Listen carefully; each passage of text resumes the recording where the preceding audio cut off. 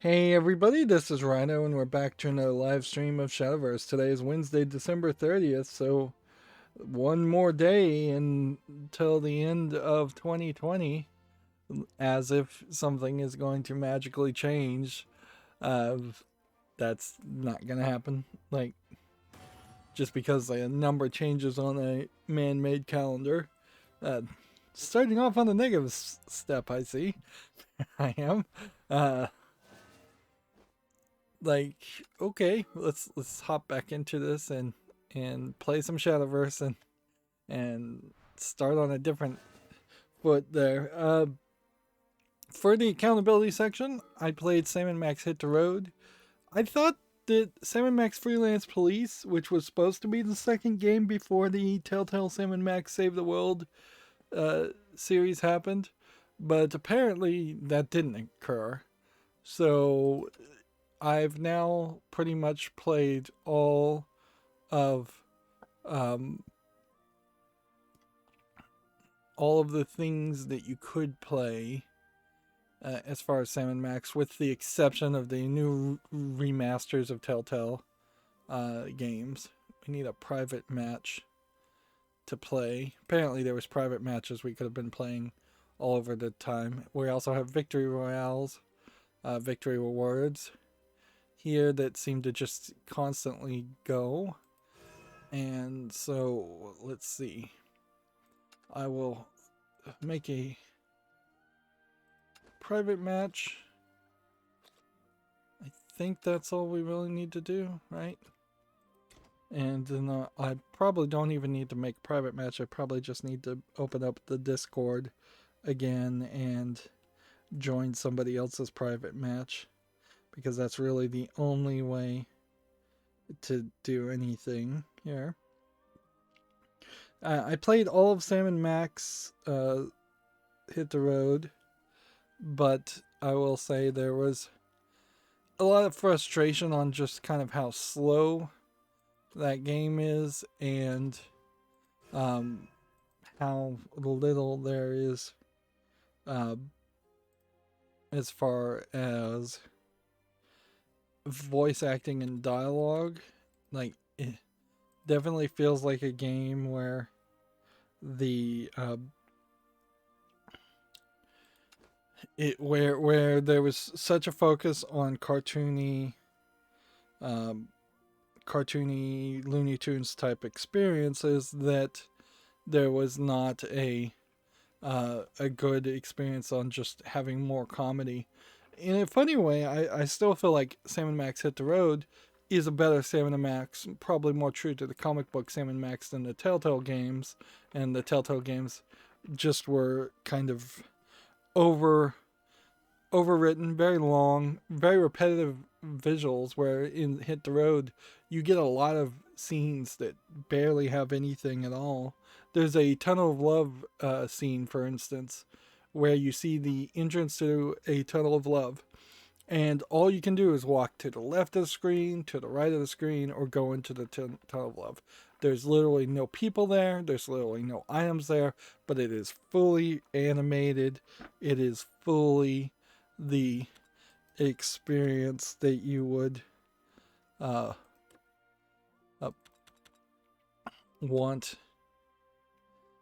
Uh, it's it's like very, very nice, but then there's just like no dialogue, so that definitely kind of stinks too. That you're playing that you're playing this game, and a lot of times you'll just walk into an area and it's just a slow crawl. This is a new character. I don't recognize this skin.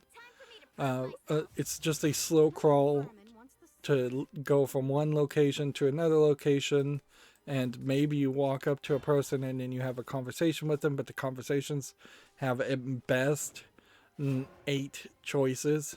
Like, and in reality, that it's not usually 8 choices. It's usually closer to one intro choice on dialogue, and then 4 questions that are the exact same questions you ask everybody uh, in the game.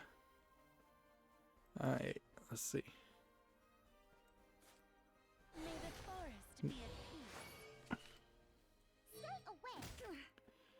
So yeah, I don't. I didn't have a great experience certainly with Sam & Max. It probably would have been a lot better to have played Sam & Max Hit the Road before I played the Telltale games.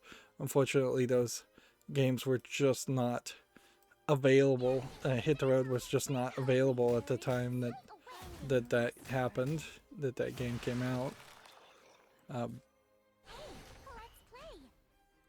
So yeah, but it's chuckle worthy. It's historic, but it definitely falls as being an irrelevant game in a lot of ways. There's a lot of references to things that I don't recognize because it's such an old game. There's a lot of, let's see, 1 damage and draw a card. I'm gonna destroy this as if that's something important. And then I'm gonna go ahead and play this and do this.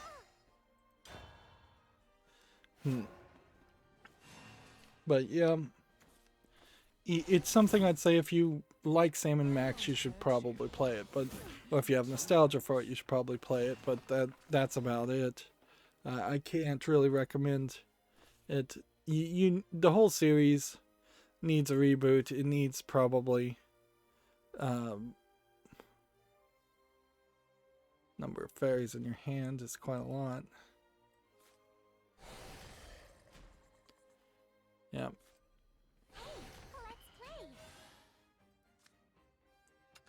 Yeah, and I don't know how you really reboot the Sam & Max series and do it right. One of the problems certainly that stood out is the fact that in this game full of a lot of stereotype people and just one-note caricatures of tourist traps that you visit,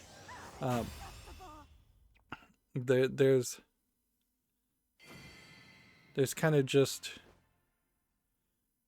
no good excuse as far as why there are so few females in the story, and they kind of do need a third character that starts hanging around with Sam & Max, some kind of like lady killer sociopath type character who would use emotions to break their hearts and manipulate people, where Sam & Max would use logic and violence to manipulate people and solve puzzles. Almost every time that you did use Max in Sam & Max Hit the Road, you really weren't given any kind of breadcrumbing, and the game itself is terribly designed in a way that you would potentially wander around. So I was having to use a walkthrough for, I would say, at least 83% of the game. And there's actually very little game there unless you get lost and wander around. So the average person's experience there is going to be way worse than what I'd recommend, which is to play the game with a walkthrough or have a walkthrough very close by ready to use. Alright, so win 3 quests during the treasure troves, play 3 ranked matches during the treasure trove. Okay. Let's see. But then we also have this storyline quests stuff, so we'll have to deal with that in a second. I think we probably have some packs we can buy, though, first and foremost, so let's deal with that. You know, we've got 5 more packs, and we'll just open those. And I think we'll throw 1 gold towards the older expansion. I did look through my cards, and pretty much all the cards that I have 3 copies of, plus 3 temporary copies of, there was like only 1 set that actually played a role there. And see, this new expansion just came out, so I kind of have forgotten what these cards look like. But yeah, none of these are new, obviously. Otherwise, we'd get a notification. Um, but yeah, it was pretty much in one ear and out the other ear. Um, for the first time, probably in a month or two, as far as the accountability section, I don't have a lot to say that as far as working on my server. I've still got something going where the server itself is just rejecting connections, and I don't know why. And until I can figure that out, it's kind of no progress. I did spend a small amount of time setting up my end-to-end encrypted email forwarder code and rewriting some of that and installing that. That is not a Docker Compose setup, although I'd like to make it one. It would be a very weird Docker container because it effectively just forces people to, it would just have to force people to set up the software locally. So you would have to expose a bunch of files and ports that you probably shouldn't expose into the sandbox just so I could add some files, just so then I could potentially have a Docker container that does absolutely nothing after the initial setup. And I don't think that's really what Docker's supposed to be used for. There's a software I've heard about called Ansible, and that very well may be the better solution there as far as pre-installing software and deploying PC clients, servers, things like that. But at the moment, I'm still just working on the end-to-end encryption forwarder, and still, it is a mess that does only one thing that's good for servers, in that it directly emails one email address and forwards logs and notifications, things that would have been mailed internally to the Linux servers internally on that one computer between different users, now get forwarded to an actual email. Let's see, this is new. If the follower has 2 defense or less, whenever an allied follower attacks, deal 2 damage to the enemy leader. The sun watches over us all. So that's pretty much all I worked on. Just taking a bit of a break of it and trying to focus on recording actual content for my YouTube channel, which still have not done anything as far as scheduling, which that's still an issue. I'm just gonna open one pack here today. We want to rebuild our gold so we have enough to get 50 packs in the next expansion, which will be probably in a quarter. But we still also want to make progress. At this rate, it seems like we'll probably have 400 packs open just about the time that this expansion falls out of being in rotation. Which, yeah, we just kind of need to have that happen to see how these tradables really work. Otherwise, we are never going to know. So we need to play Swordcraft. So let's see if we can do that with the quests. Quest is a recurring mode where you challenge an AI-controlled opponent. We've done this once before. This was when they were doing the Code Geass crossover. And complete missions to collect points and gain reward. Harder difficulties give you more points.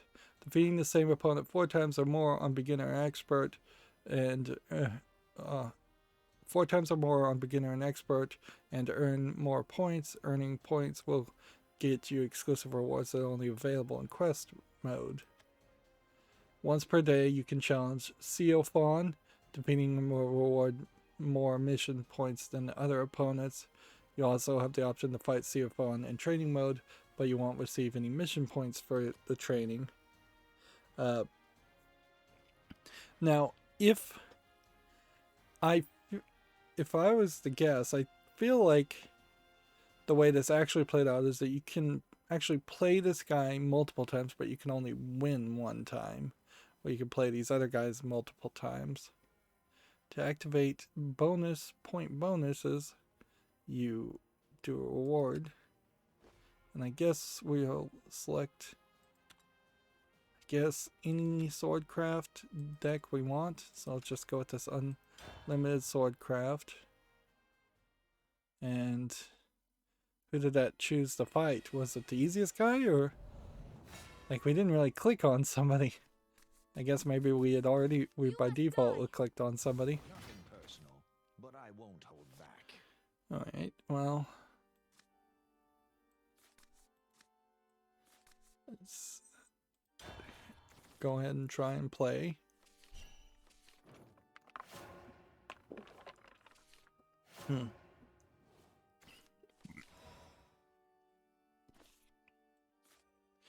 It definitely puts you in a weird position when you just don't have anything to talk about. It definitely feels like, oh, between today and Monday I could have done more. Played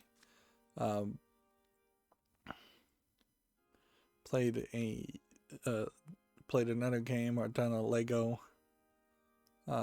set. I do have still quite a lot of Lego.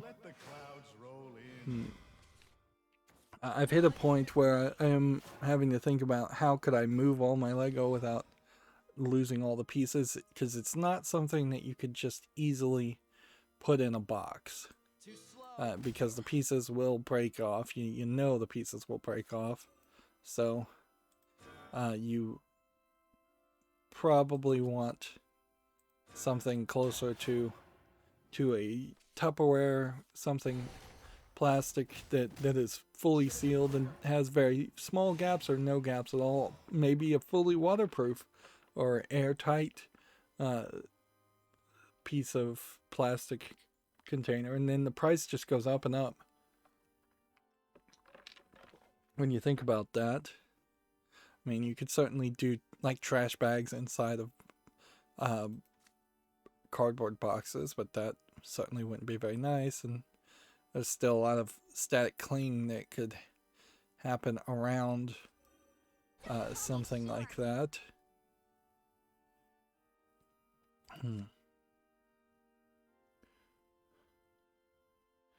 Let's see. Do I want to play this? Is that a human? I think that's probably our best bet.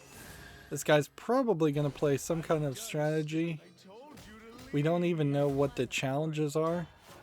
Like, usually these quests have like 3 challenges that play a role. This guy just has a ward.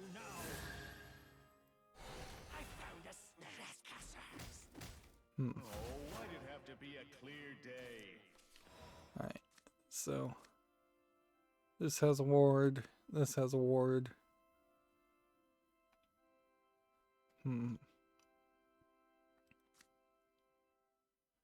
Are there no duplicates? No, that, yes, there are duplicates. It won't be long now. I'm done sticking my head. I told you to leave. Hit that. And hit that, I guess.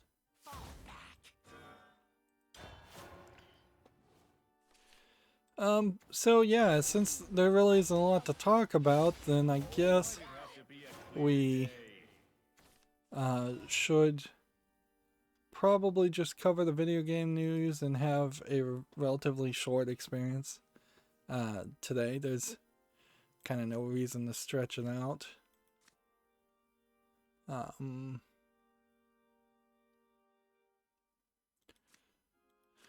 Guess you just play this guy because you can play him. And die in isolation. It all ends here. It's not much of a card. Sword of creeds. Enlightenment. So Gamatsu has the PlayStation Plus free games for 2021, which is Maneater, which is PS5 only, and then Greedfall and Shadow of Tomb Raider. Which, alright, that's fine. Rush of a 4 or 5. or ambush drain, +2 to all other followers, 3 damage to all enemy followers. Swordplay is king.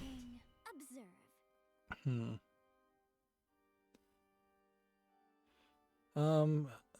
That card that we just activated, Dione Dancing Blade, apparently does not actually summon a character. That's strange. I wasn't expecting that. I was expecting there to actually be a character on the ground after that, but yeah, that didn't happen. Okay, well, that makes for some weirdness. Okay.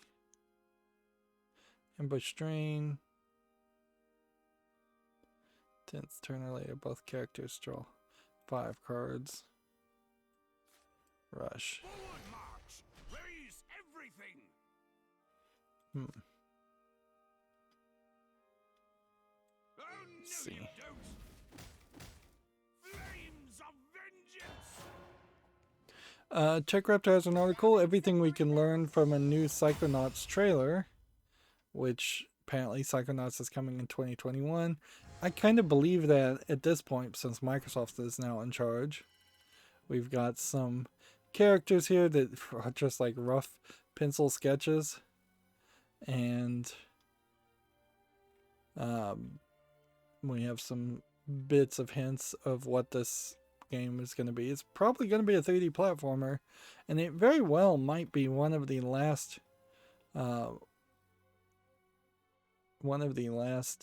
instances of, let's see, win 15 quests, defeat each of them, deal 500 damage to the enemy leader, play followers 100 times in each quest match. And then for the main guy, win a match with at least 10 defense remaining, win a match after defeating 5 enemy followers, win a match using a trial deck. Okay, so trial deck, I assume, is this. So we'll try that. Yeah, I don't feel like games, particularly like Psychonauts 2, are games that people should get hyped about, considering how long they've been delayed and how much they've been in development. I wouldn't be surprised one bit if Psychonauts 2 comes out and then you immediately have the main person at Double Fine claiming to retire, and he may very well retire for a couple years and then get back into the game industry and start a whole new company. I also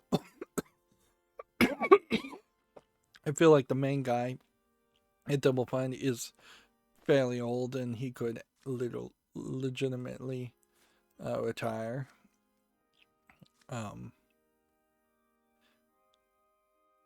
This puts a tree in your hand, and that's pretty much all it does. So how much is it important to have a tree in your hand? I think it might be actually fairly important. I feel like the new generation of people that work at Double Fine probably do want the old generation to move on and retire, so that they can do something different. And Psychonauts is just kind of a great example of something that's in the way of what Double Fine could have been, and has been in the way for years of what Double Fine could have been. I feel like the same could be said for Half-Life and Steam.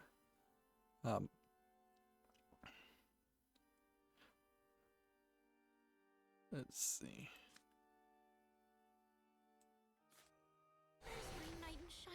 Let's do this and do that. And go ahead and attack. In part 2, I've never played Psychonauts 1, so I would have to try to get around to doing that, and I should. Like, honestly, there's no good argument to not. I wanted to play Indiana Jones and the Fate of Atlantis, and but doing something else and to spread things out might be a little bit more interesting. The only reason, in part, that I did Sam & Max is because I didn't want to end up playing 2 Indiana Jones games back to back. Alright, well, you do this, and then you do this, and then do we wait till the 7th turn to play something like that? Or do we do this? I mean, do we really need to do anything? You worthless. Do we have any 11 cards? You worthless. We have a game on Steam here called Aeronix, which is a top-down twin-stick shooter. Not particularly interesting. It's perhaps a little bit better visually polished than a lot of the garbage we see, but that's not really saying much. $2.39, bunch of languages. Okay. This. See if this works. And then evolve here.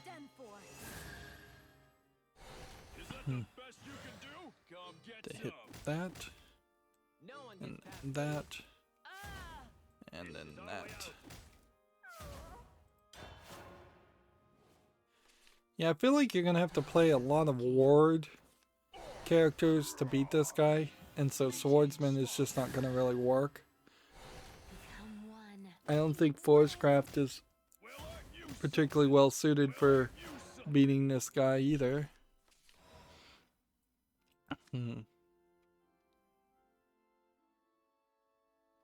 Recover 2 play points if I play that. Recover 1 play point if I do that. So you do this.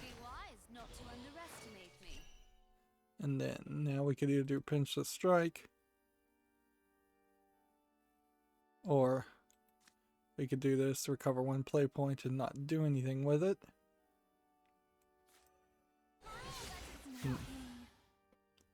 And then do we want to evolve? It won't be long now. Oh, has my skill taken you by surprise? Not bad. And then hit that. My lord.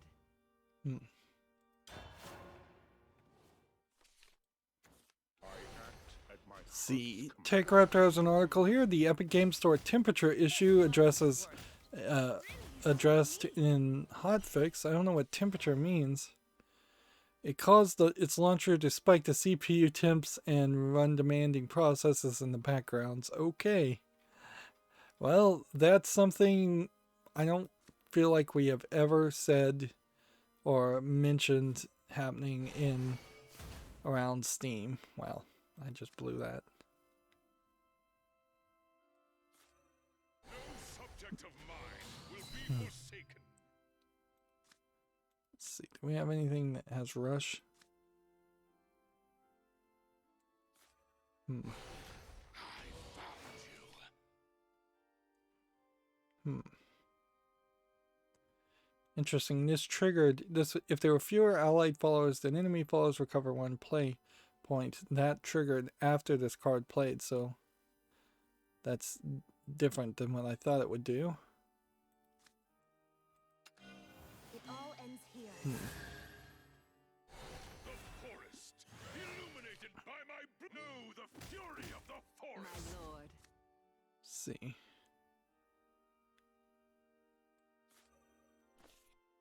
I am the guiding light.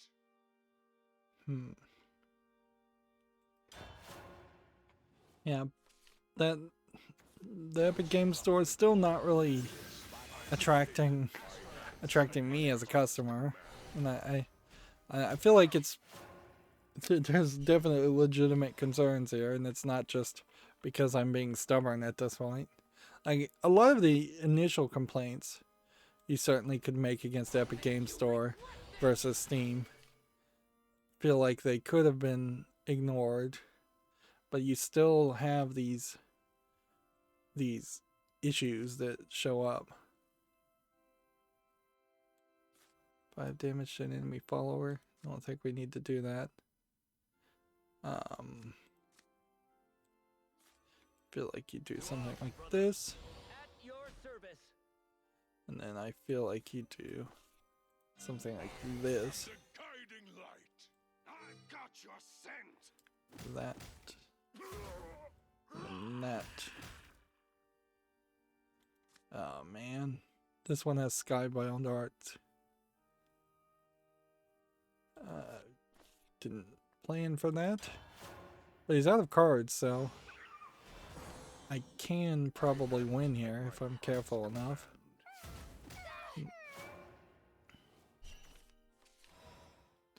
Alright, we just gotta be fairly careful. Deal 5 damage to an enemy follower.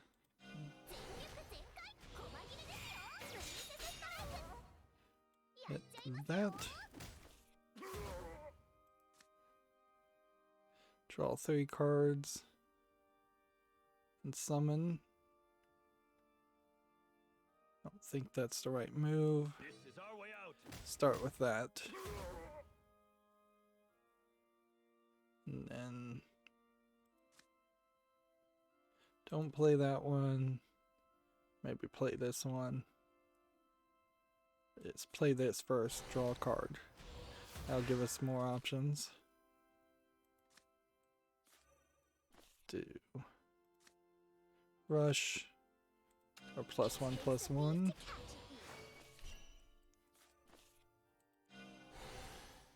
Power that guy up. Hit there, hit there, in the turn. I live by the sword. I think one of the complaints you certainly could make about Steam, not Steam, Easy peasy lemon squeezy. about the Epic Games Store is the fact that there's just been basically no sales worth mentioning at all since it's tried to actually be the thing that it is. So how many missions will that have gotten us done? Pleasure was all mine. You get regular level ups, you get quest points towards the... Now, are these quest points the same thing? We would have needed 10 defense, and we would have needed a trial deck. So, what is a trial deck? Default deck, pre-built deck, custom deck, custom 2 deck, custom 2 deck, trial deck. There we go. So we'll try that again. And then take less damage this time. Tech Raptor has an article here. My time at Sandrock hits 100k wishlists, adds makeup customization. This is a game I haven't even heard about. Apparently it was kickstarted. It's crazy though, just because a game has been wishlisted to then promise even more when you haven't even delivered the base game. I feel like there's probably just a graceful thank you letter should be released when you get a high level of wish list, and that's it. It's like under promise and over deliver is something that a lot of game developers should embrace a lot more, and unfortunately very few people do. Right, how do we want to do this? If we did this, it does nothing. If we do this, it just puts a card on the field. That's pretty much all we can do. Gametsu has an article here. March in Forest, Myling in the Forest Gifts has an original music video introduction, which this, I feel like, It's barely going to have any gameplay. It looks to me like it's a RPG, which wasn't 100% certain that that's what this game was. And yeah, most of this trailer is just showing them composing music. Yeah, this is a kind of cutesy, animated experience RPG looking game, so it might not really have a lot of hardcore gameplay, which might make it lose a lot of appeal as far as hardcore RPG players are interested. Let's see. Just gonna play this, I guess. And that, and that. Then in the turn. Gamatsu has an article here. Ryark, which is a company I've never heard of, announces a game called Binary Gods with a short concept video being released. Let's see if we can skip through this and get a general idea of what this is. Here you've got a robotic looking character fighting a giant robotic looking monster as like a side-scrolling hack and slash game. Well, no, it doesn't look like it's actually side-scrolling. If anything, it looks like a cell phone game that dynamically shifts the angles. So in a lot of ways, this feels like this is probably more of QuickTime events than anything else. Unless that was just a cutscene. Yeah, I don't know if I really believe that there's a game here as much as this is just QuickTime scenes as concepts.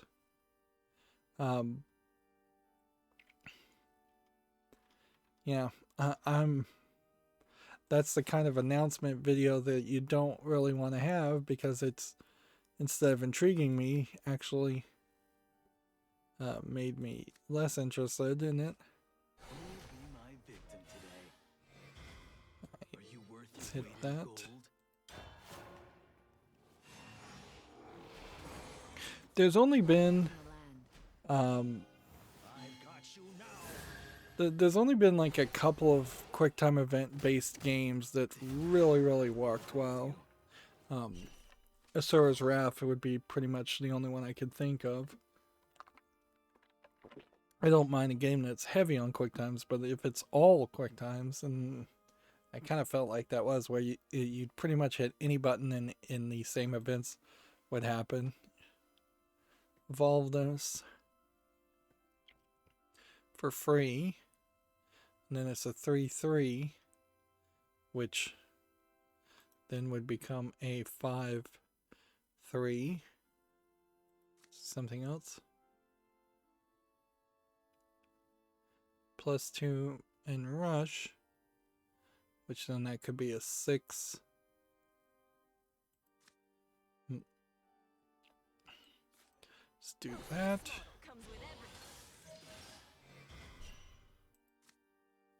And then just put that on the field. Get ready for war. Hit that. My lord. And then hit that. Your press on. Gamatsu has an article here. Yoko Tara and Yosuke Saito is working on 2 new titles. Saito is not very enthusiastic about one of them. This was the Game Industry Chit Chat 2020 year-end party. According to Saito, he received a proposal from Taro, so both of them were working together to make a certain game about a year ago, but rejected the idea as he strongly felt he would never want to make such a game. But Taro was determined and tried to convince Saito with an hour-long presentation. While he was not easy to convince, Saito accepted Taro's proposal. As a result, in development of the game was decided. However, even now, 1 year later, Saito admits he's less than enthusiastic about it, stating, "If I could quit, I would." Wow. In addition to the game, Saito is reluctantly working on a separate new title from Saito and Yoko Taro, that pair mutually agreed upon is also in preparation. The new title is planned for release before the other title. I almost feel like this is the game he's not enthusiastic about.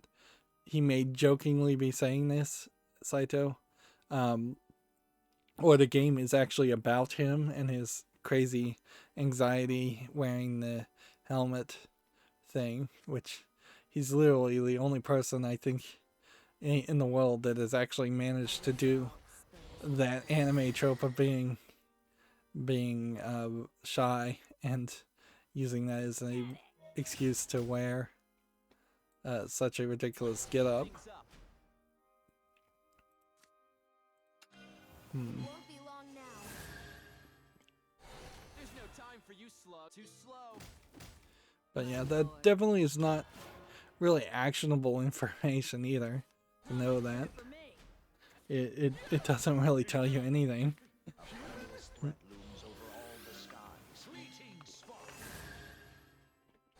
I'm done sticking my head in I suppose it's worth mentioning that I'm still getting suckered into listening to Giant Bomb. At this point, I think I've also run into an issue where the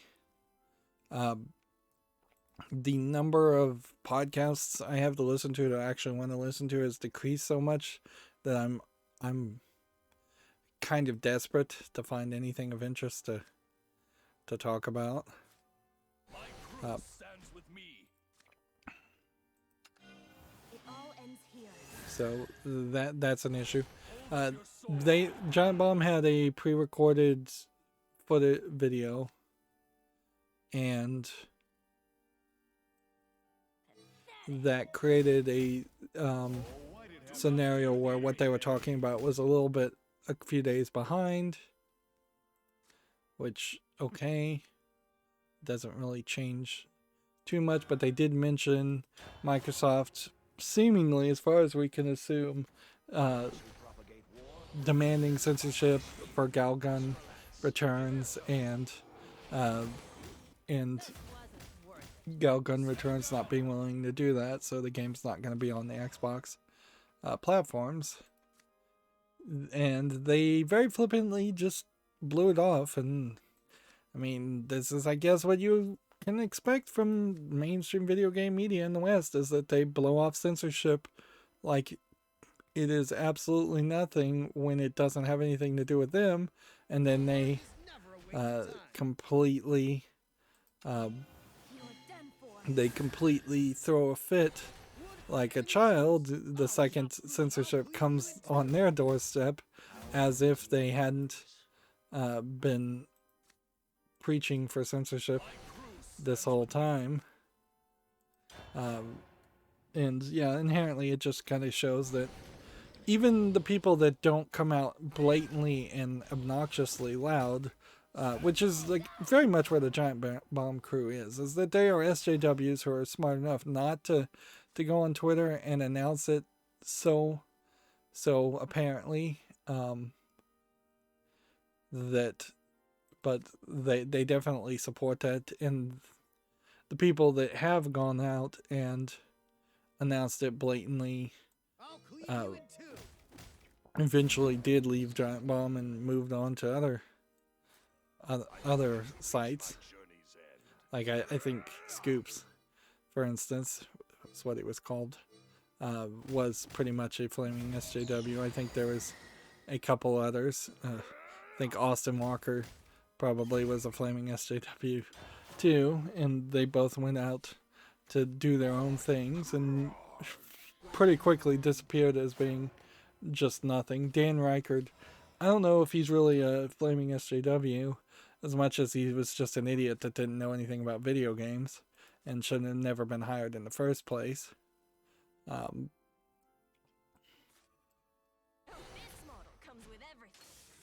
But yeah, they just flippantly didn't have anything to say about it, and I kind of expect that from people's Western games journalists to not see the bigger picture here, where this is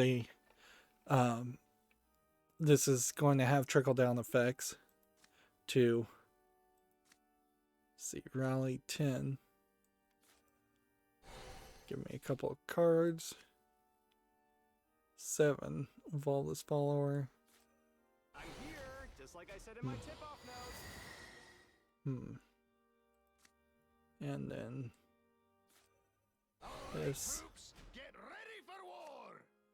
Finally. Front Guard General now. Will abide! Why did that summon something else besides a Front Guard General?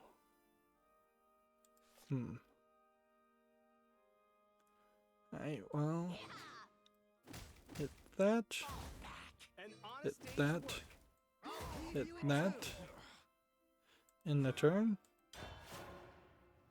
How much is in it for me?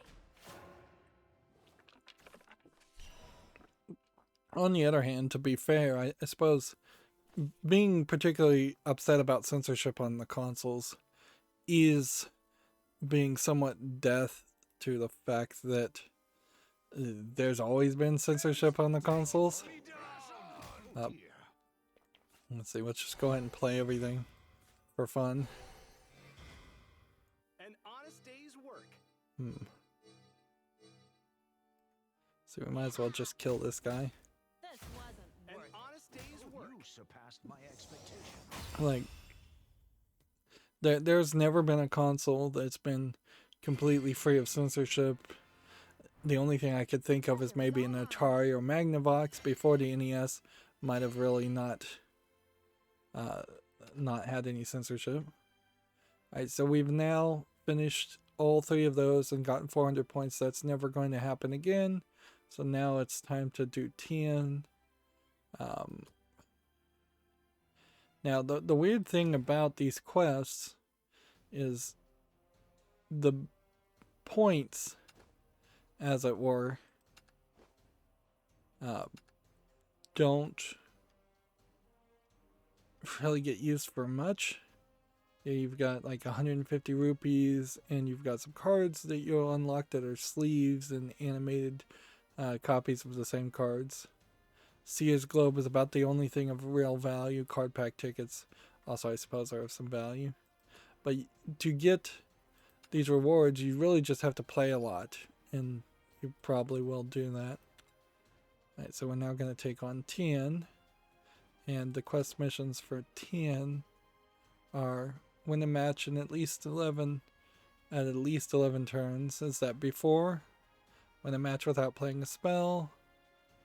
Win a match after activating a super skybound artifact, which I feel like then that inherently means I need to try a trial deck that wouldn't have spells in it, which we'll see how that works.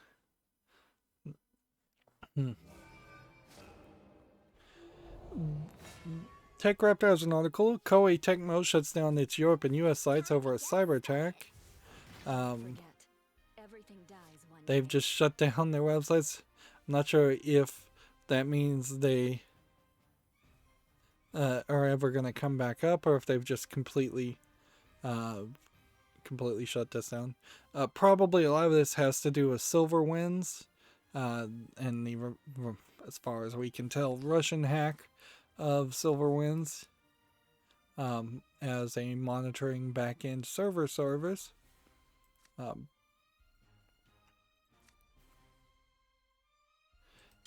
But it's definitely weird. Weird to just completely shut down your server, unless of course you're me running a home lab and just don't have time for dealing with it. Inherently, that's why if I was going to work in server deployment, I would want to work in the development section of that, not the production side of it. That way I could work on servers and make changes without actually affecting any end users, until everything was tight and tested. And I feel like you ideally, and I don't know how many companies actually do this, you ideally would want to have a small percentage of people trying out your new server, testing it, seeing if they're finding any bugs before you roll it out to the entirety of the entire people that are supposed to use it. And you may very well try to try to have just internal users in your company use the server before external users use it. There is a database software called Abuse IPDB, I believe is the name of it, where different IT people can report bad IP addresses, people trying to hack into certain things, and they apply a level of confidence on those reports, and you could then use the API to pull the percentage of trusted people's bad IPs. At a certain point, I think it would create a just incredibly long list of IPs that you would want to block, and block lists tend not to work particularly well once they get super long. Like, I feel like there's somewhere between 30 and 50,000 IP addresses or DNS, not IP addresses, but domain names that are blocked just because I'm blocking ads. If you start adding every single person who's ever used a VPN and spoofed somebody else's IP address, that potentially includes such a large number that you very well not be able to you very well may not just be able to use that information to block people, or you're blocking so many people that it becomes an issue. But I did want to potentially do more of an investigation. There is a different service called GeoIP, I believe, that you can pull databases for IP addresses as far as what countries they're coming from. And you can just basically say, I only want people in these countries to be able to access my server. That's one of the things that the Swag Docker container was kind of promoting, is the idea that you could set that up. So it's a shame that it's at the moment not working. 3 damage to an enemy. Why can I only hit this guy? Melt under my touch. Wait, it's slowing down. Let's see. Now I can hit this guy. You don't belong here. Got your message loud and clear. Let's see. Are you as excited as I am? Well, are you?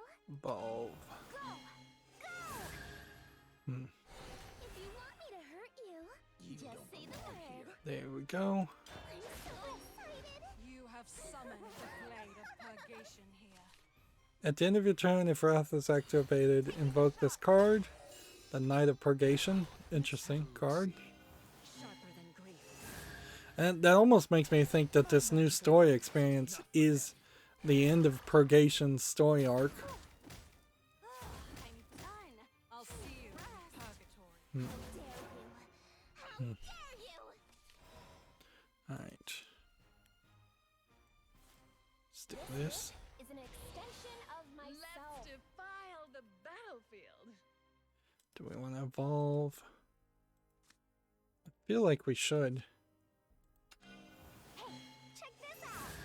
War is so I love Interesting that they're bringing back the implants as a character. You don't belong here. Or as a card of importance, when it feels like they really wouldn't want to do anything with that. I'm not afraid of the light. Just by the art, Look-see. become one with the stardust. by the art of the card in particular. Enough for them. That is one of the things that's the most irritating about the censorship issue that is constantly just being pushed, is the inconsistency with it. If they just straight up said, okay, this is going to be a totalitarian country, the United States isn't going to be free, and video games sold on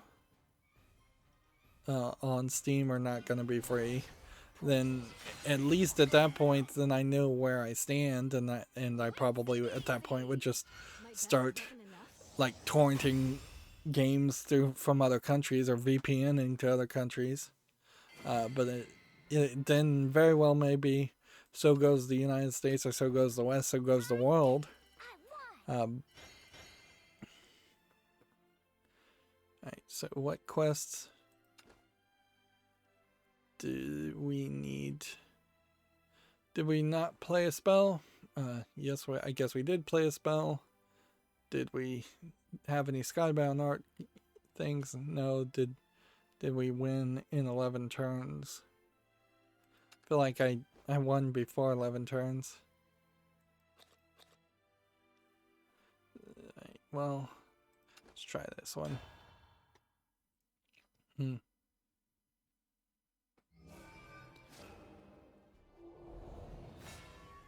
Let's just keep on moving through the video game news. This is gonna be a long stream. It feels like a long stream already. I guess that's part of the problem of also recording things earlier before I stream.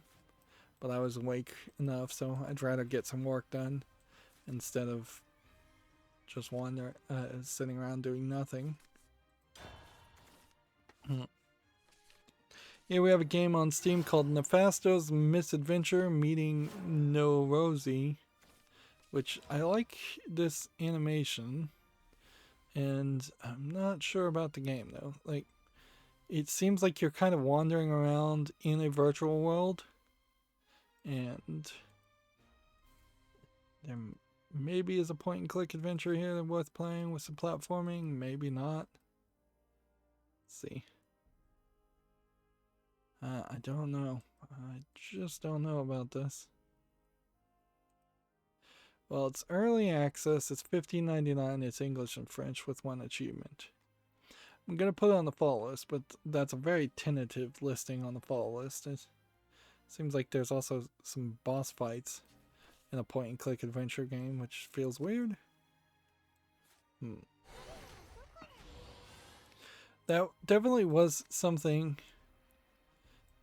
that was sort of surprising when playing Sam & Max Hit the Road, is that there is a section where you go into VR and they expand on that concept in Sam & Max Save the World and make an entire episode out of it. So it's like 5 hours of being in VR versus less than 5 minutes being in VR in Sam & Max Hit the Road. So yeah, it creates a interesting split where something that would have been a one-off joke or gag that then had to be stretched in the Telltale games, and often they got overstretched by a lot. Although I would much more complain about just the laziness and reuse of artistic assets that existed in the Telltale games, particularly compared to the way like compared to what you see in Hit the Road, where everything is new and unique every time you go to a new area. There's, with the exception, I guess, of the gas stations, there's like 3 gas stations in the game, and they're the exact same art. But even that is done better than Bosco's in the Telltale game, because Bosco's replaces the gas stations and makes for a weirder experience. Worse experience in my book. Okay. Do we want to evolve here? I feel like that works. Do that. Take no damage. Hit that.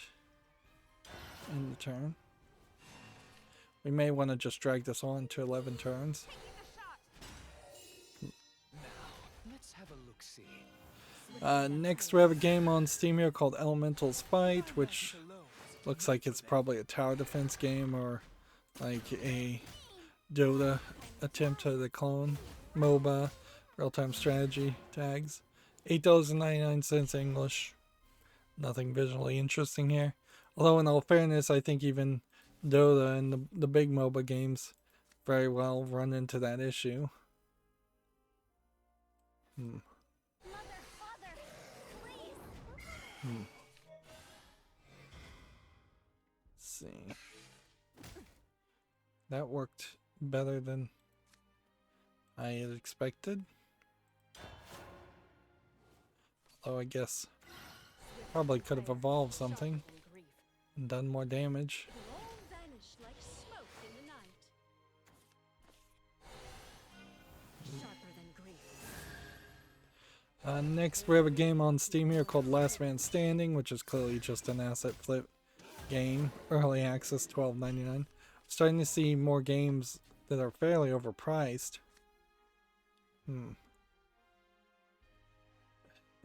Deal 2 damage to all enemies. Reanimate. Let's do Storm. If we do this, we can't do this, so Why would the I dead feel like need this a is it. living wage?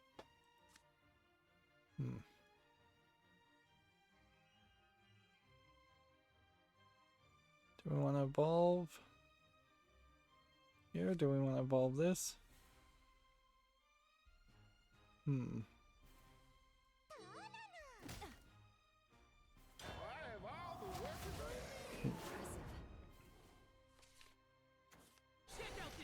Like, I did consider filtering what we were going to talk about today, and I didn't really want to go down that route, but there is definitely an argument for it. Why would the dead need a living wage? I'm just gonna play this, and then this, and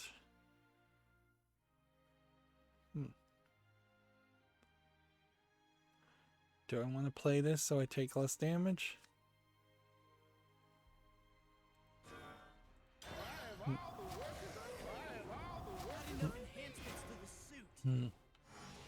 Next we have a game on Steam here called Tesla Punk, which is just a bullet hell shoot 'em up game. Looks like a more Western art style one and doesn't look particularly well visually done, but whatever. It's not my type of game anyways. English, German, Japanese, $9.99. Alright, so we want to wait till the 11th turn. So, to accomplish that, I want to hit this. You're up now. And then I want to do this. The dead need a living wage? And then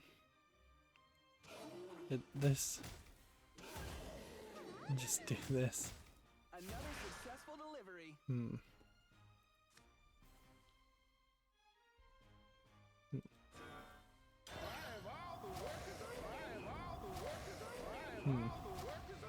So this just brings the same reanimate characters. I needs an opening and you're toast. Let's have a look-see. Become one with the stardust. Sorry, but the time for games is over. Cave in? They're trying really hard to win here. Emotions have only made me stronger. Okay.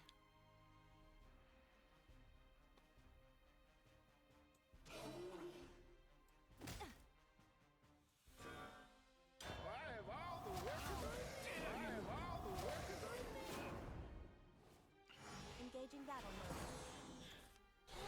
So yeah, unless I just get completely wrecked here, I think you're fine. You hit this one, and then hit this one, and then hit this one. Ammunition depleted. Destroy a follower. Both players perform reanimate. I think they could probably do that. Giant skull. Storm. With a burial right. Pudding time. Let's do this. And then this. What does putting time do? Move all effects from an enemy follower. Change its attack to 0-1. Give +3/+3 to this character. Interesting. Where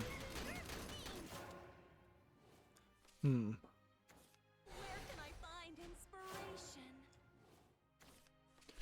So I feel like this has been the 11th turn.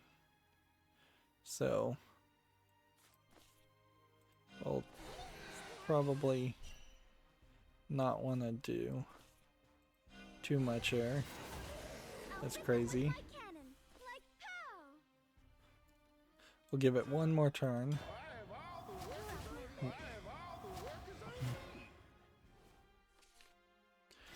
Let's see. Next we have a game on Steam here called Hell's Revenge, which looks like a low effort platforming game for lack of a better description. English not supported, $2.99, Spain Spanish. Alright, well we've got our victory, so we should just do that. My best wasn't enough. I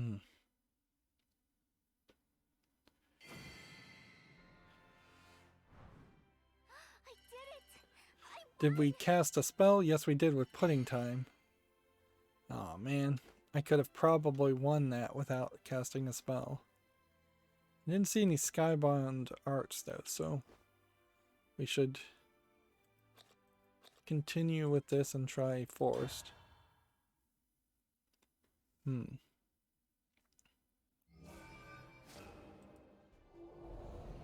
Trying everything out once is not a bad idea.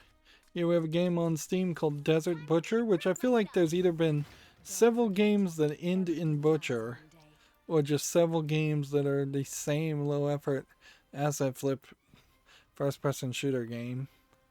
$11.99 English only. Maybe I should get back to playing something like Borderlands pre-sequel. That would probably make sense. I'm in a weird position certainly there in the fact that I just don't know if I really want to buy Borderlands 3 anytime in the next 2 or 3 years. I kind of wouldn't be surprised if Gearbox went out of business. I kind of wouldn't be surprised if we start to see some form of remasters or something that are a lot more attractive. But yeah, it would be hard to justify continuing going down that route other than the fact that I own the pre-sequel. I've never played the pre-sequel. I'd like to enjoy it. It's been a while since I last played the last Borderlands game. What's this do?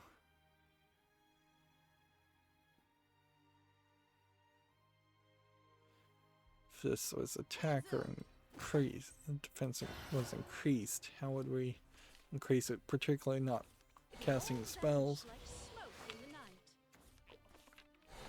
It's like really easy to not cast spells if you try hard enough.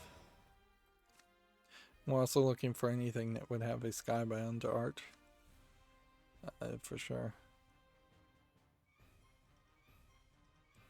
Do that. And if you really fail here, that's not even a big deal. See, is an amulet a spell? That's an interesting question. I think probably. Here we have a game called Mote Solo, No Girlfriend Since Birth, which seems like some kind of Korean full motion video around somebody. Which, I don't know if this is perhaps an insult against this specific person or if this is a joke or what, but looking at the price here, $22.49 is asking quite a lot for a Korean only game, which of course I couldn't play, but also it's asking a lot for just a full motion video game that doesn't really feel like it's anything. He might be a famous YouTuber for all I know in Korea, and that might explain some of the price, but it still doesn't explain all of it. Ready? Here I go. Let's see. next we have a game on Steam called Colonial's Program, which looks like it's a base building simulator game. Doesn't look particularly special. It's a little low polygon-y, keeping things a little bit smaller, which does put you in a different perspective than something like the Cities Skylines. $9.99 English only, allegedly full audio. But you know, it's not super different. Okay, what do we want to do? Play this. And then play this. And then attack with that. Not enough enhancements to the suit. And then do that. Is it edible? Only one way to find out. Let's see. TechRaptor has an article here. Monochrome roguelite shooter Rogue Invaders releases in February. Which, yeah, I don't know if monochrome is going to really catch people's attention. Yeah. It seems like it's probably a fairly high resolution game that just has a monochrome art aesthetic. And even when the Return of the Obra Dinn did this, I felt like the Return of the Obra Dinn probably would have been better without that. And we are getting to the point now where we're starting to get announcements of new games. It's been a while. Let's see. Allied amulets in play. Shoot. So that means basically do this and do this.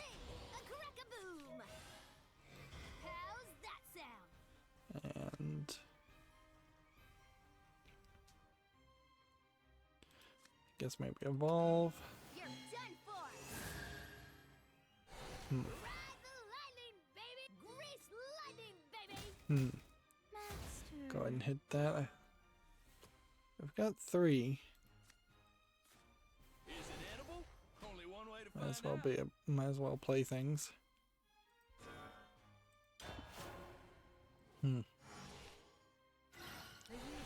Yeah, we have PBA Pro Bowling 2021, which arguably might be the best bowling game available on Steam.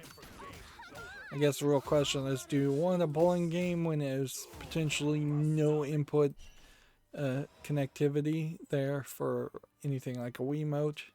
There's a ton of microtransactions and in-app purchases on top of it being a $25 game.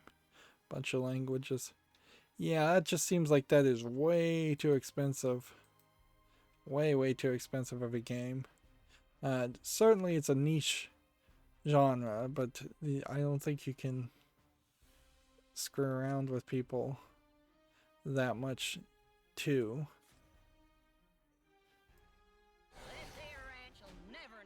Alright, so if I hit this and then do this. Got your message loud and clear. Oh, I didn't realize it summoned 2 things. It won't be long now. Oh, geez, I could have probably saved myself some damage earlier in the last turn. Impressive. Engaging battle mode. It definitely feels like, Right beside you. it definitely feels like TechRaptor is back to work. Now they've taken a small break and are since moving on. It's 4 damage.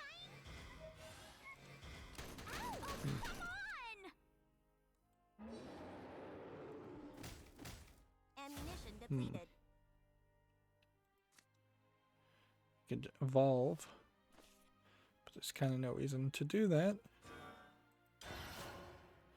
TechRaptor has an article here. More Genshin Impact Zhongli buffs announced. Which, okay. I don't think at this point there's much reason to talk about Genshin Impact anymore. It's just going to be a game that exists, and I think that's pretty much all you can say. We could do 4 damage. But if we did something like this first, For the town's prosperity. Yeah. So if this was on the field earlier, For the town's prosperity. we could have done some more damage, but I guess it doesn't matter. My best wasn't enough. But I feel like we played one artifact there, and had I just not played that one artifact, I very well may have gotten some bonus quest points. Nope. Apparently artifacts are not quests. Interesting.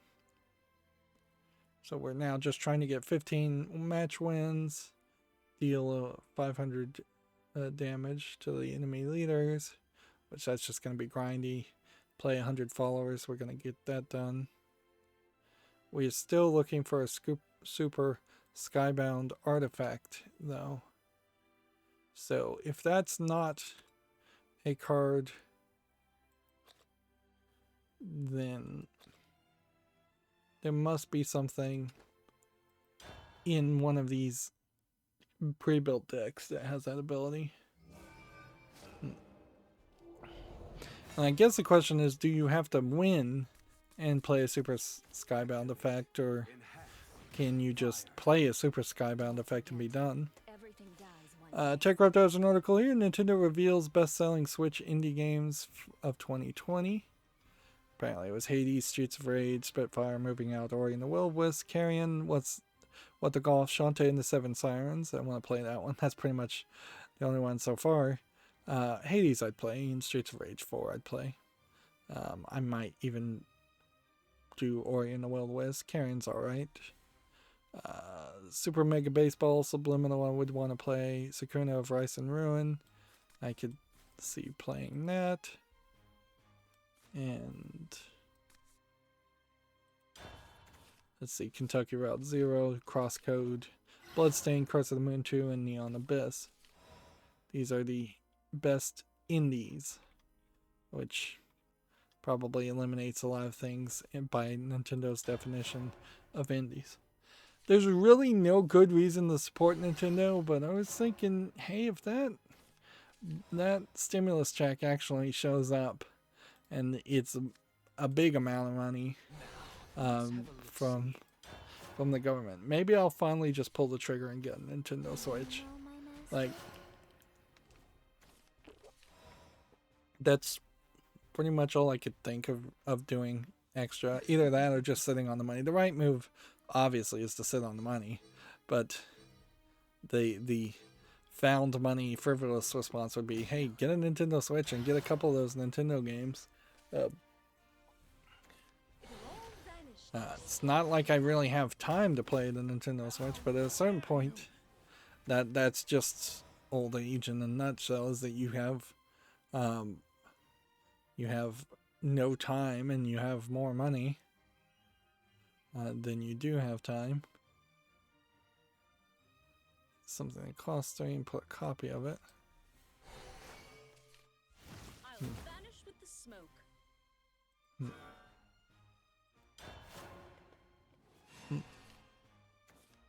can I find inspiration?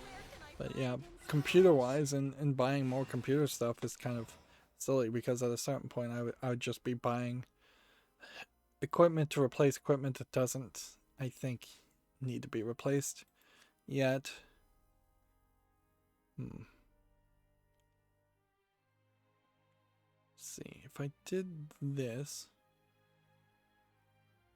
I feel like you have to do this to use and play that. I'm done. I need rest. Do that, do that, and do that, and hit that, and hit that. I'm done. I need rest. Still don't have anything with the Super Sky ability. Next, we have a game on Steam called Mana Gloom. I suppose I could buy more bookshelves with extra money. That'd be one thing. Inherently, the problem with even getting $2,000 as a stimulus check is just not really solving anything. $2,000 plus Medicare for all for every single person, U.S. citizen, changes the equation a lot more because the average person is going to spend more than $2,000 on healthcare, or even $2,000 with which gave Medicare for all with copays would change things. But until we got down to a point of a universal basic income, I'm particularly, and I think a lot of people are particularly just in these situations where you're never going to get anywhere with any relatively small amount of money. Like the only thing that saves somebody in that scenario is to have more than that. Like, honestly, it's pretty much approaching something like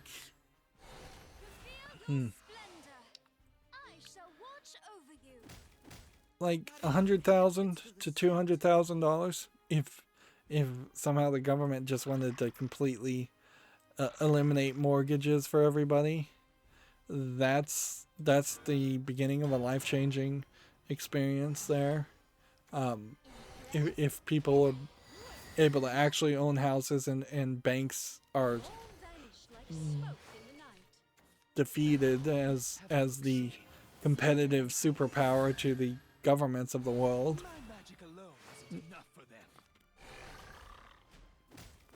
Yeah.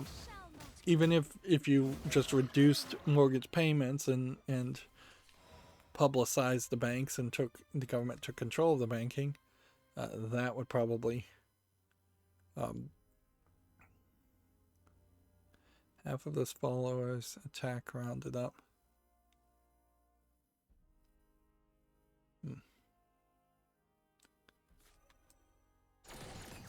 Let's see. Evolve.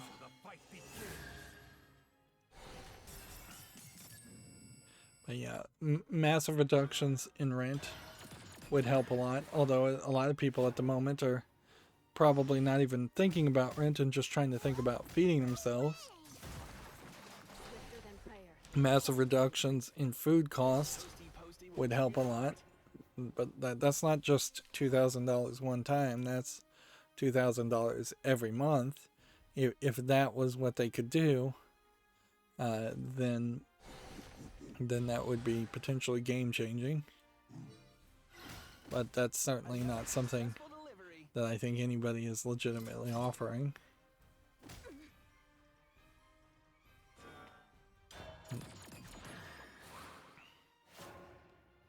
Still looking for somebody with super sky ability. There's just not that many characters. There's not that many people that even have the super sky ability. Moving on, we have a game on Steam here called Gloom, which is just a Diablo clone for $9.59 English only. Yeah, if I was like to spend $2,000 to buy all the games I wanted on Steam, I'd honestly just have so many games that I would just be really, really overlapped in that.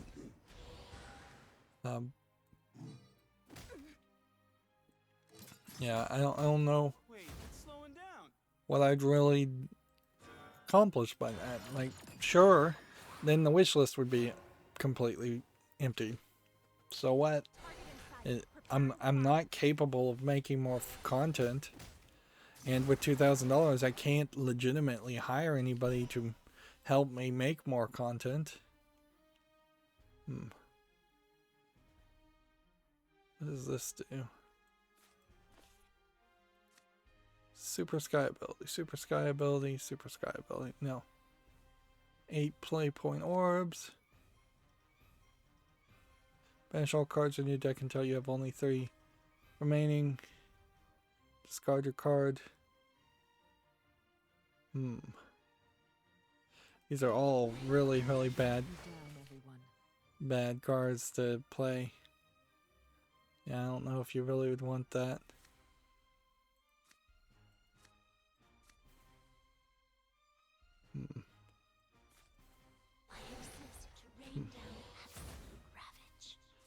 This is Vesha, Herald of Ravage. So I feel like we're gonna see new purgation style enemies introduced. But them introducing new bad guys and doesn't really get back to wrapping up the events of the original story. And it just implies that they're going to try and stretch out the Shadowverse storyline as it is for decades going forward. Which they almost certainly are planning on doing that. There's like 26 cards left. Is it really worth your time to go through all this? Particularly now since I've dismissed my hand and has opened up danger. Move all effects from all other followers except the change. Well, so this, and then this.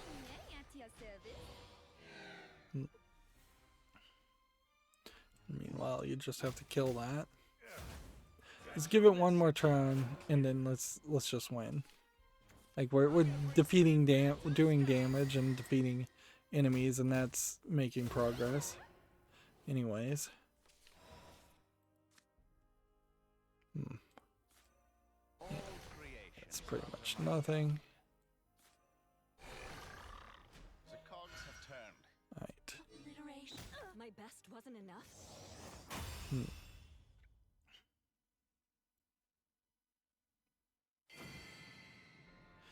As long as we're getting wins, though, we may be getting bonus points also, and we're getting quest points, which maybe go to the battle pass, maybe they don't. See, that inherently does bring about a question. TechRaptor has an article here. A new Vegas Zombies mod channels your inner horde mode, which, okay, if that interests you. It's kind of weird to see mods for Fallout New Vegas mentioned.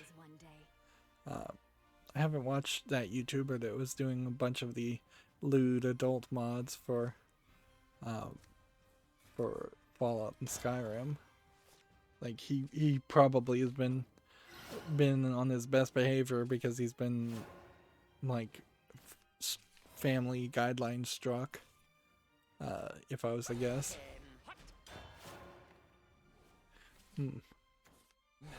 Let's have a look-see. Yeah, uniquely this year, it does seem like less YouTubers that I followed straight up came out and complained about these ridiculous family guideline strikes. So either there was less of them, or they were so legitimate that I agreed with YouTube in the sense that the strikes seemed fairly accurate. Also, I just imagine more people now know how restrictive YouTube is going to be, and while they may not like it, they at least know the truth of it. And not a lot of people even trying to push to move to things like library or any of the other services.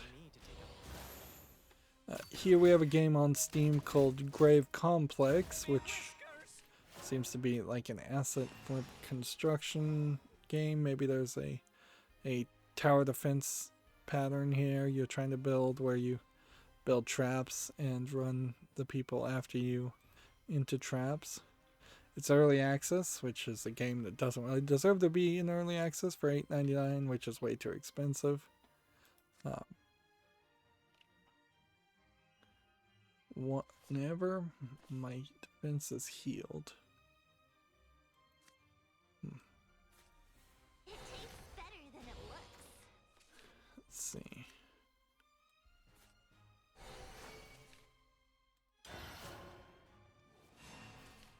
I'm gonna try and say less.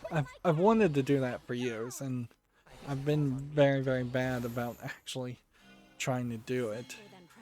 Seems like I've developed this vocal tick that, amongst many other vocal ticks, where I just always say So like when I come over here, I normally would go but I just need to take a pause, come over here, and say on Steam we have this game called The Snowman's Journey. It looks kind of interesting, but it's just like Frogger over and over again.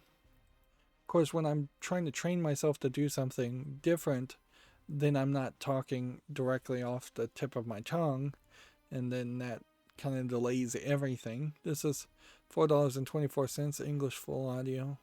I like the animation style there, but the actual gameplay mechanic is not something I'd actually want to play. Although Snowman as a Frogger game concept is a decent thought, I'm not gonna deny that.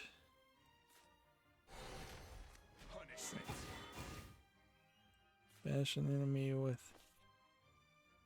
Well, apparently that's the only one that could have been managed. Could evolve this and make it a 34. My blade is your salvation. I try to bring out the natural flavors. Interesting. Can't attack. That was a waste. This is not the end. We have a game on Steam called Powerboat VR, which, yeah, I don't know if you're really getting anywhere close to the experience you would expect of actually riding in a powerboat, which I think is slightly a dangerous activity in the first place. You're just not going to have the wind in your hair riding or driving a powerboat in VR. This is $18.99 English full audio. It feels like something that you would try to sell to a bunch of rich people, and rich people might be frivolous or dumb enough to actually go with that, but I'm not sure I actually buy that they would even buy something like this. TechRaptor has an article here. Pathologic developers have announced an adventure game known as By Heart. Pathologic is fairly a hard game to ever justify playing. It's just such a weird game and very Russian, and since it's a Russian company, so it feels like this is visually better looking than Pathologic does, just more normal visually looking also. I just would have to wonder about this story in particular compared to Pathologic 1 and Pathologic 2. So I would want to hold back on a review for a game like that, but otherwise, yeah, it's not like they're bad game developers. Arguably they kind of are, but that's not the big concern. The big concern is it just going to be as weird as Pathologic? And would that be worthwhile?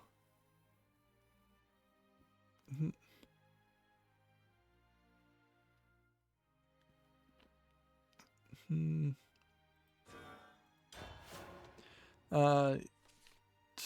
there I do it again. I've got to just force myself to pause when I swing my mental state. It's not swinging the image over to this. Like, that's pretty subconscious. I can do that. It's when I am playing here and focusing on this, I have to swap over to the next mental thought, and this really goes to show where humans literally can't multitask. Only a very small percentage of humans actually can, and even I probably am not one of them, and instead I just switch between different thoughts fairly quickly, very ADD like.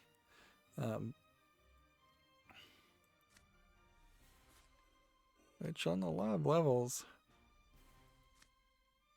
I certainly feel like I could claim to be ADD and get away with it, or actually be accurately correct. But a lot of those diagnoses also just don't don't really mean anything. It's like they don't get you any slack. With my cannons, like pow! Like I never thought for a second if I claimed to be ADD that any job I worked at would expect less of me or pay me more or anything like that. It just becomes an excuse that doesn't do anything other than make you sound like a whiner with a bunch of excuses. Anyways, TechRaptor has Cyberpunk 2077, a monument of sins in the game industry. This character is shown in a lot of screenshots, and she seemingly only plays an assistive role and not a bigger story.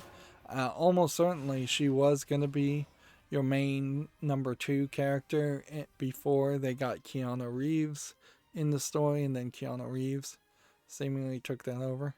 And so you hear this like art here makes it seem like you almost would have played as her.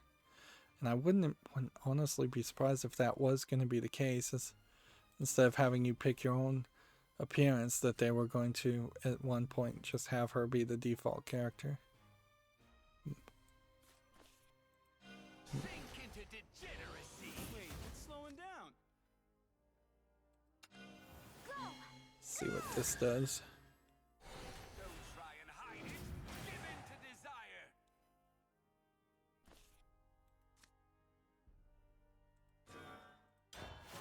Vengeance is now activated. Check out this new technology. TechRaptor has an article here. Mountain Blade 2 Bannerlord Rebellions and Keep battles have been detailed. So more updates to Mountain Blade. It does feel like TechRaptor's articles now are getting shorter than they usually are, but I can't inherently hate that a lot, because there is enough going on to explain that away.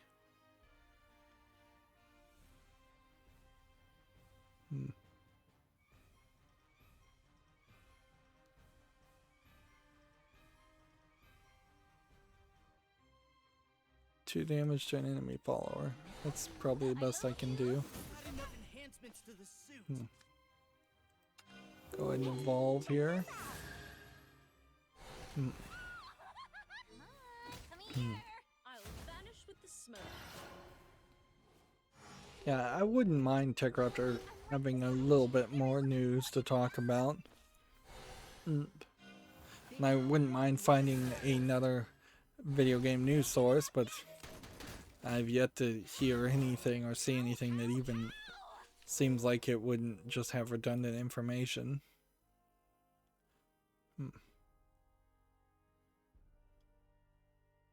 Destroy 2 followers. Deal 6 damage.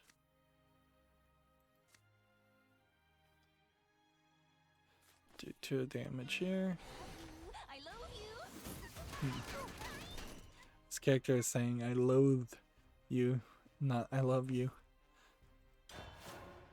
TechRaptor has an article. The Super Nintendo World bands are also Switch amiibos, and they look very cutesy, very rubbery, easy to wash.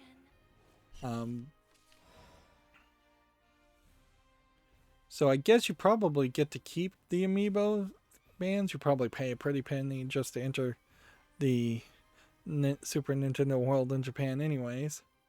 So yeah, keeping the bands is probably a great way to just put them on people and not have them taken off or traded. Destroy 2 followers. Drunken dream must end. No way! And then Come on, come here! I'm done. I need Yep. rest. Engaging battle mode. And I guess you just get a amiibo figure. Probably the same Marios you would get with an Mario amiibo. Kind of glad I never got into amiibos, considering how they are I love you! Just kind of nothing. Farewell.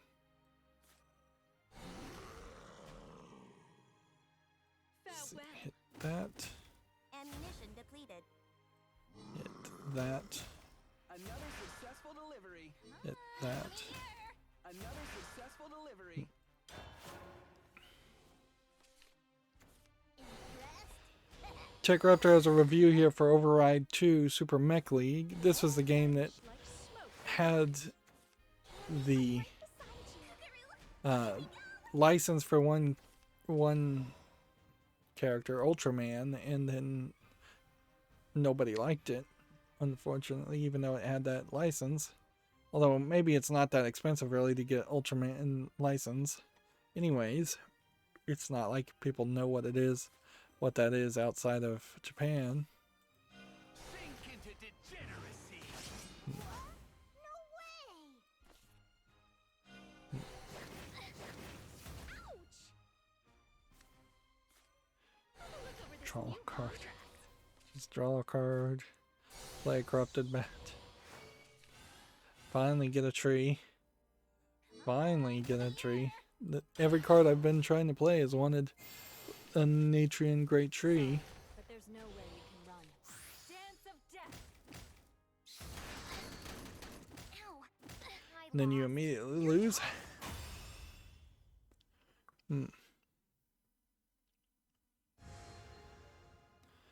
So I'm thinking what we have here is a case of me needing not to play the pre-built decks or the default decks, but to play these 4 here. There's got to be something in one of these decks that I had missed that had the Super Sky Arts ability.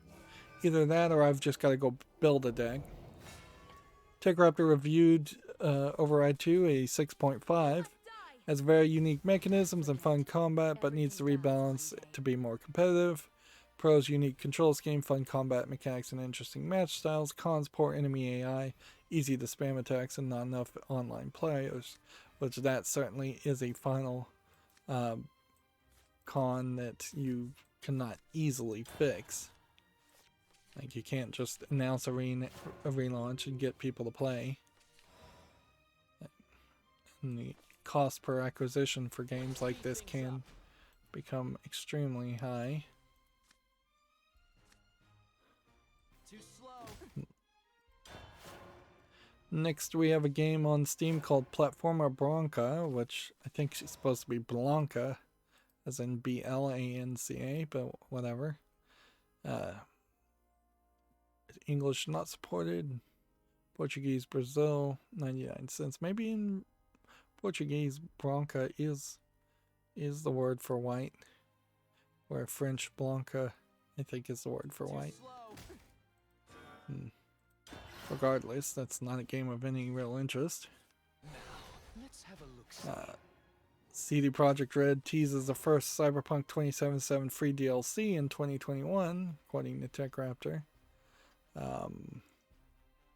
Which that might win over a few people, but I don't know if that wins over a lot of people. I feel like you have a decent chance that any fandom you would have had in Cyberpunk 2020, well, it would have at the time the DLC comes out, either finished the game and been uninterested in continuing to play it, which even the Witcher 3 DLC has that problem. I've still not gotten around to ever playing the Witcher 3 DLC, and it certainly was something that was on sale that I thought about purchasing during this sale, but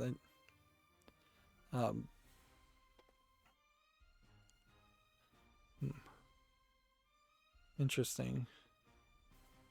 Officer followers. It's an interesting thought.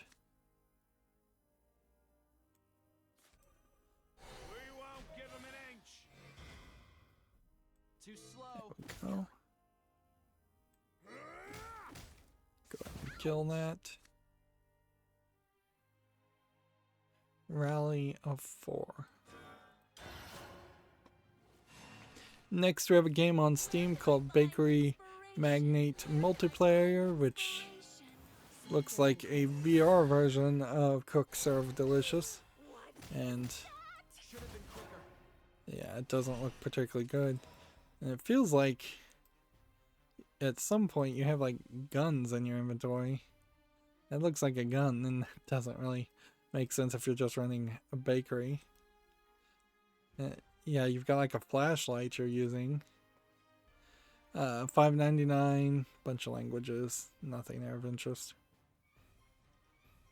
Let's do this. My resolve spurs me. Pathetic. Do that. I'm done. I need rest. And then You are done for. I'll save you all. No one gets do past that. me. I'm done. I need rest. Hmm. My master? Alright, well, we can see the beginning of the end, so if I continue to move at this rate, we should be able to barely finish all the news. Prove it. And there really isn't a lot to say around the news anyways. We're going through just absolute garbage games. Well, I count. Can't evolve for My crew stands with 0 me. points, so let's evolve. It won't be long now. Hold up your swords with pride. Oh wow, I did have all of those kinds of cards, and only those kinds of cards. Master. Do not fear the enemy. You're up now. So there is just like some major strategy in this deck. Nothing yet. Now to create a facsimile. I'll hit Tech Raptor has an article here. Dungeon and Fighter Duel announced. We may have already talked about this. Yeah. Apparently, I heard some more bits of information. This spin-off game of this fighting game that's a spin-off game of a different game from a different company is actually really popular. Dungeon Fighter Online. And so that might explain why they would have made that or been hired to make a game in that vein. Strike, get 2 play points back. Well, that's not bad. So we do that, and then You're up now. we strike and do 2. And then we can put this on the field. Just like I said in my tip-off note. Could have probably evolved this too. It all ends here. Wood or enemy troops, I'll chop through them all. Impressed? We have a game on Steam here called Magic Potion Millionaire, which looks like it's a shop running game where with some Metroidvania action where you're going out to get resources. This might be the right direction to make a game like this. I've seen several attempts on the idea of running a magic shop and then having to go and get items. Stardew Valley tried to do some of that and I think kind of arguably dropped the ball in the sense that it wasn't just not exactly what I was looking for. Because there's so much other things as far as Stardew Valley to consider. Right, well, this hits that and does no damage. No way! Then this I'll cleave you in 2. gives us 4 points back. And this. I'm here, just like I said in my tip-off note. See, do we have any An honest day's work. reason to do that? No, not really. So just kill that. Wait, it's slowing down. My resolve. It gives me another one of these guys. Pathetic. No. There we go. Still looking for the Super Sky ability though, so we're just gonna try and control the things and not take any damage at all. Please steal responsibly. Time to pay the piper. So yeah, Magic Potion Millionaire, $13.49 is a little expensive, English and Japanese. Put it on the following list. See how people respond. And this one Crew stands with me. can evolve, and then his evolve should boost everybody in our deck again. All right, troops, get ready for war. And see, if we were going to activate a Super Sky effect, I'll cleave you in two. No. we still have things that we would need to do. Oh, this just gives rush to things. I thought it gave it +1/+1. 2 random followers. Okay. See, here you have like a 1 mana, 1 cost card that's a 5/5 because of these guys buffing everything up. The strategy here is just great. But it's kind of nothing you can do until you find that card. Sorry, but there's no way we can. Next, we have a game on Steam here called Katrina's Curse, and showing how you're saying boob and hip and no head and no feet, and even in this instance, her hat is covering everything. I feel like this is probably a half platformer, half lewd game, or it's just a bad platformer that they're trying to sell on sex, which seems like they're probably not even going to really succeed on that aspect either. This is $1.69, but apparently there's also another game called Masked Veil, English only. Yep. It's not unheard of for artists to want to make games. Masked Veil looks like it's a platformer for 64 cents, and it has like 2 user reviews. Yeah, definitely not unheard of to have an artist that falls in love with their creation and decides to go crazy with it. But Enhancements to the suit. that doesn't inherently mean that games like that should be encouraged or purchased. Speed things up. Alright, she didn't have any super skill ability. He didn't have any super skill ability. We've got another one of these guys that could just boost more things on the field. Wow. Or in the deck. Gamatsu has the Idolmaster Producer Greeting Kit business card creation and exchange app being announced for iOS and Android. So you create business cards and trade them, which is a big thing in Japan. There's a whole protocol and everything around that.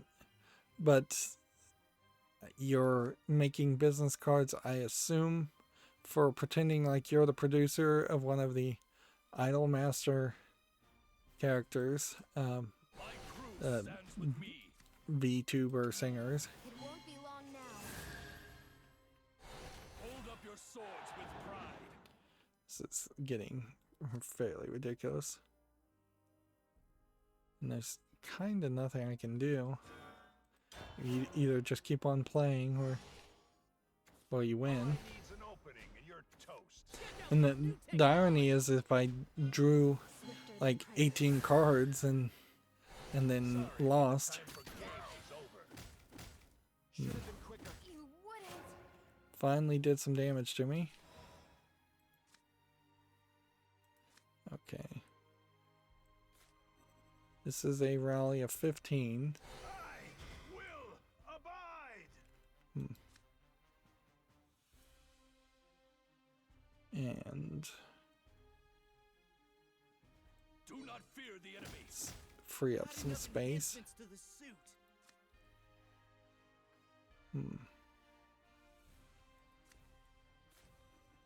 Let's speed things up. Just kind of Too slow. get rid of things. I'll vanish with the smoke.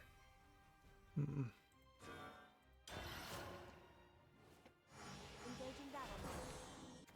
Do you know my master? You make business cards with official materials, exchange business cards, and connect and expand their circle of coworkers. So I guess the idea here is they're not particularly fake business cards, which that's where I would have thought that you would have gone with something like this. Is it would have been fake business cards only. Take me down. But it seems like the encouragement there is to transfer the actual content and your actual information.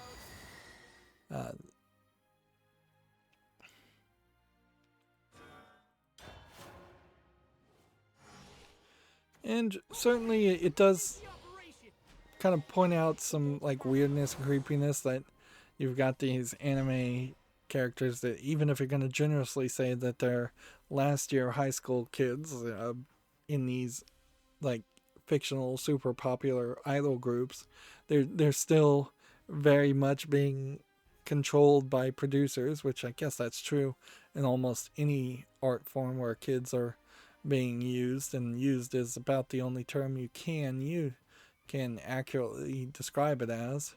Can't take me down. Ammunition depleted. So yeah, there's weirdness there, but unless we're willing to create a full boycott of any artistic content of any kind that include children, we've yet to reach a solution there. Like, kids are still being manipulated and used on YouTube all the time, and certainly in TV, movies, and music. And at least in this case, more than almost any other case, these are virtual fake cartoon anime girls that are being manipulated, which is way better than the reality of the situation when real people are being used. Let's see. Next, we have a game on Steam called What We Pretend to Be, which seems to have a video where you walk around quite a bit. I kind of like the art style. If you told me this was a point and click adventure, I'd be fine, but it almost feels like it's just a walking simulator where you're going to walk around and that's about it. $2.54 English only. I'm going to put this on the fall list, but I think fairly quickly I'll find that nobody actually likes it because you just walk around. It's also one of these games where one of the screenshots is in 4:3 ratio, and there's basically no justification for that.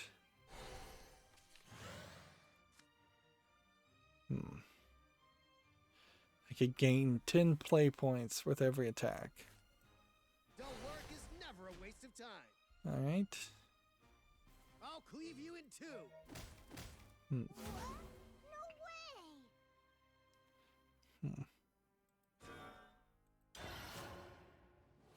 14 more cards in their deck, 12 more cards in my deck. Smoke in the night.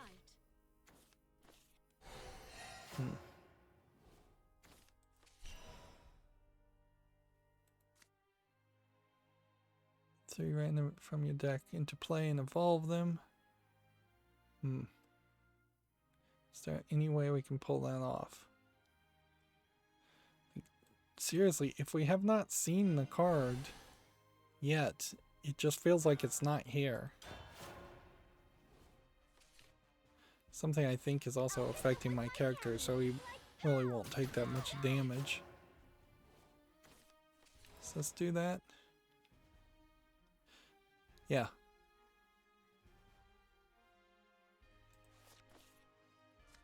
Do we have anything we can kill here? No, because that won't die. Smoke. An honest day's work. And so you do something like this. You're up now.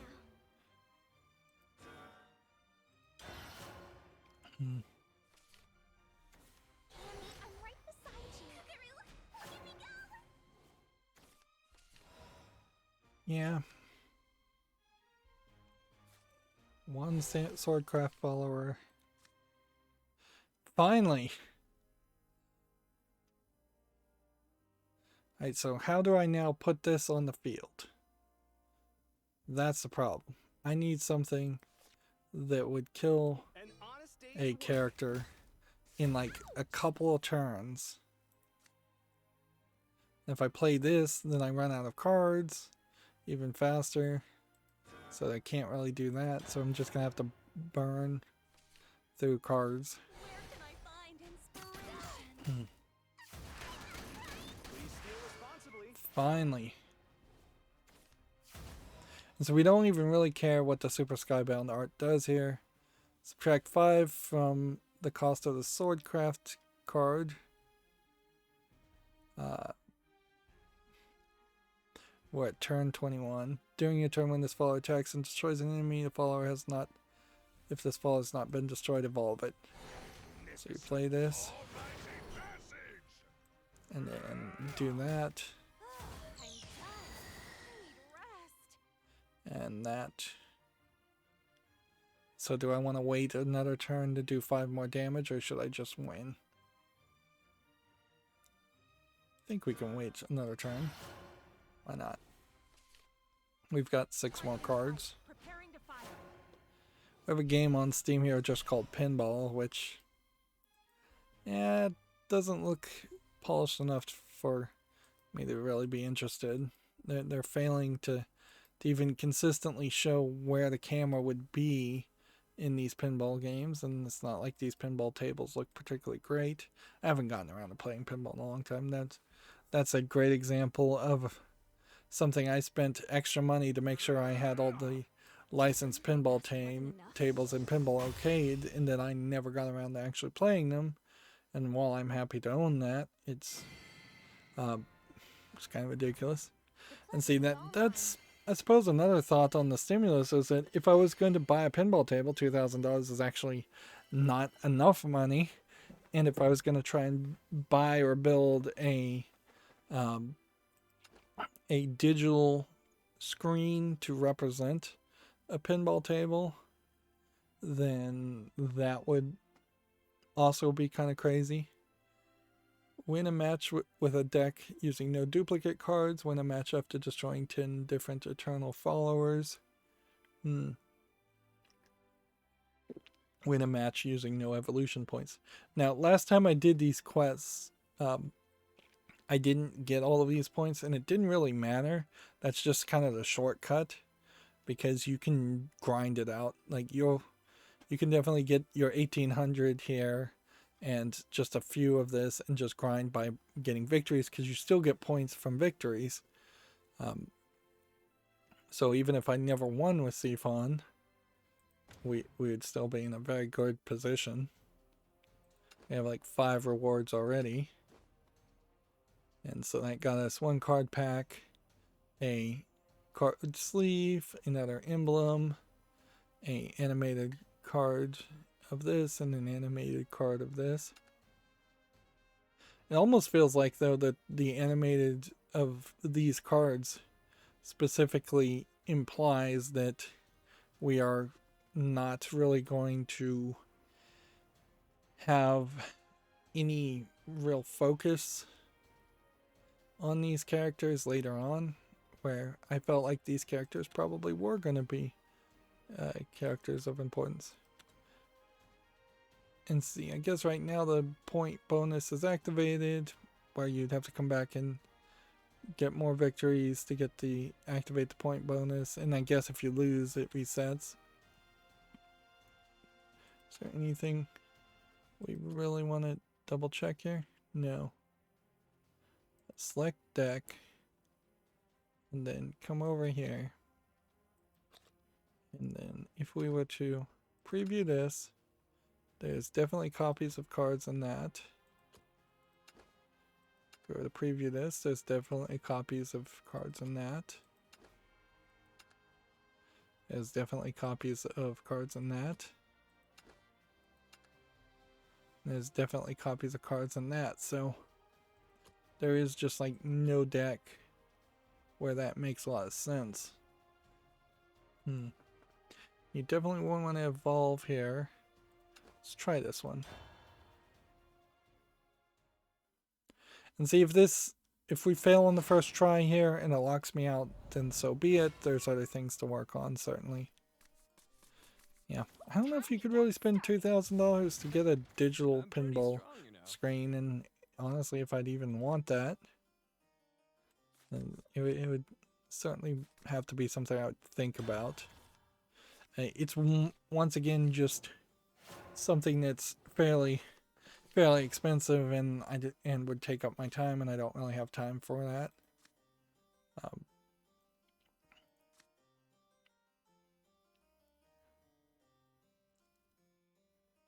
So we'll start with this. We don't want to evolve anything if we can get away with it. Which apparently won't be a problem because he's gonna just evolve everything for me in this weird game. Gametsu has this article. DigiTimes is saying that the PlayStation 5 shipped 3.4 million units in its first 4 weeks, expected to reach 18 million units in 2021. It's the highest ever initial shipments for a PlayStation console. Also, I think it's worth mentioning that they've released Linux drivers and Linux support for their new controller, which is good because it definitely felt like there was basically no support for it up until this point. And we'll have to see how much support. By the way, we're playing 30 versus 30 on the health. Because if it doesn't have the responsive trigger support, and there'd have to be a whole API that worked around that, the game developers for Linux gaming in particular would have to embrace. That's a whole another action. And if the tilt controls don't really work, then that's different too. Check out my fancy footwork. Ow. Get ready to Interesting. It is just gonna straight up evolve you, Very nice. which interesting are because you start with 30, you're gonna have to be down below 10 to activate Wrath. Let's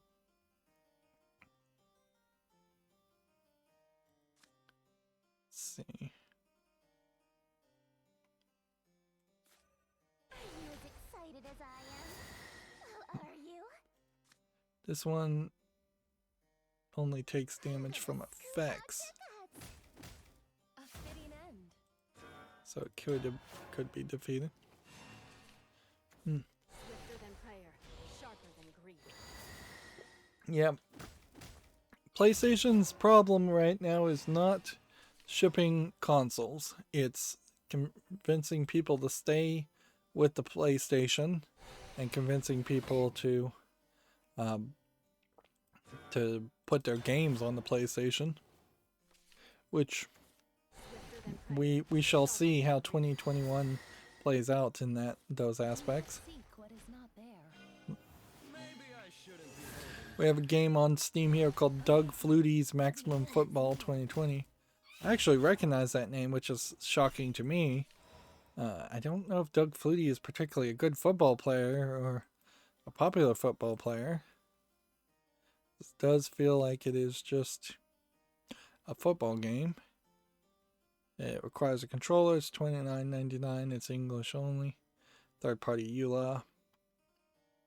I kind of want to follow this just to see if people like it, but it definitely is almost an impossible thought to say that I would want to actually have A fitting end. any footage of a football game of any sort on my channel. I'm trying to cover that.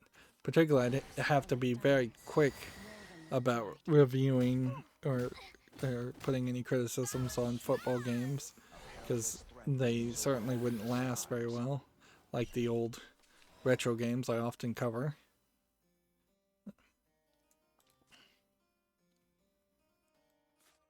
This whip is an extension of my style. Okay, I did love that, chaos. and then that, Whipsy-daisy. How empty it all is. and it's probably better to win than just stubbornly stick to not evolving. My secret technique. And I guess each of these characters are Eternals, but there's nothing specifically labeling them as Eternals. But I guess the Eternals are probably the only ones that have the skybound arts. Pain and suffering are what I live for. With this payment, darkness stands with you. Pity is for the weak. Interesting. So this one has ambush, so I can Pity is for pretty much kill anything I want. So we might as well try that. And then we'll just not evolve to see what happens there. And see, the way it's phrased, you'd think that loss means you can't play anymore today. But that's not really what it means, because you can just click battle again. And there you go. Yeah, we're back into the game. There's no penalty at all, no extra expense. As long as you don't win, you can beat them you can challenge them as many times as you want. And see, that certainly scared off me in particular at the beginning of the first quest, group of quests, because I was afraid to risk it for half a second, and I decided, well, might as well try. Here we have a game on Steam called Pack Per Duck, which I feel like is supposed to be a joke on pachyderm, but that would be an elephant, not a duck. So I don't understand that at all. This game is $2.39. It's English only, 7 achievements. It looks like it's a platformer shooter of no real interest. Here we have a game on Steam called Fastest Wings, which is another flight simulator while you're playing as a bird. This time it's low polygonal, and it looks like it's kind of more going around the edges of just being an infinite runner, or infinite flyer in this case. It's $2.99, English only. Nothing there standing out. Well, we'll do this, I guess. And then do that. I'll pay you back with interest. And that'll bring back that character when we do a reanimate. We have Alice's Jigsaw Time Travel, which is obviously jigsaw puzzles. And they're saying Alice as in like Alice in Wonderland, but I don't even see any art that implies Alice in Wonderland is involved. $2.99, bunch of languages. Are any of these images, I mean, they might be considered Alice in Wonderland themed, but not really. Like, in the general concept, I guess almost anything could be Alice in Wonderland themed. You look kinda haunted. No, literally. Aren't you popular? Aw, I'm done. Yeah, we didn't even play one multiplayer game, and there's probably all kinds of daily quests. I may spend the rest of the day just trying to get daily quests and get packets so that we can open up packets on Friday. Do we want to do a burial rite? feel like we do. Barrel right that guy. Why would the dead need a living wage? Damage from effects.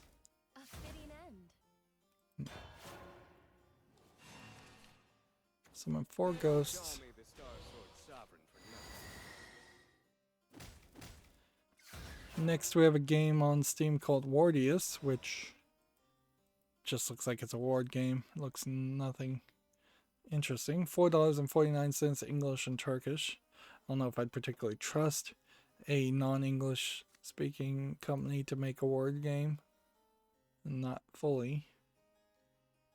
Well, this would be a 6-6. Could do this instead. And then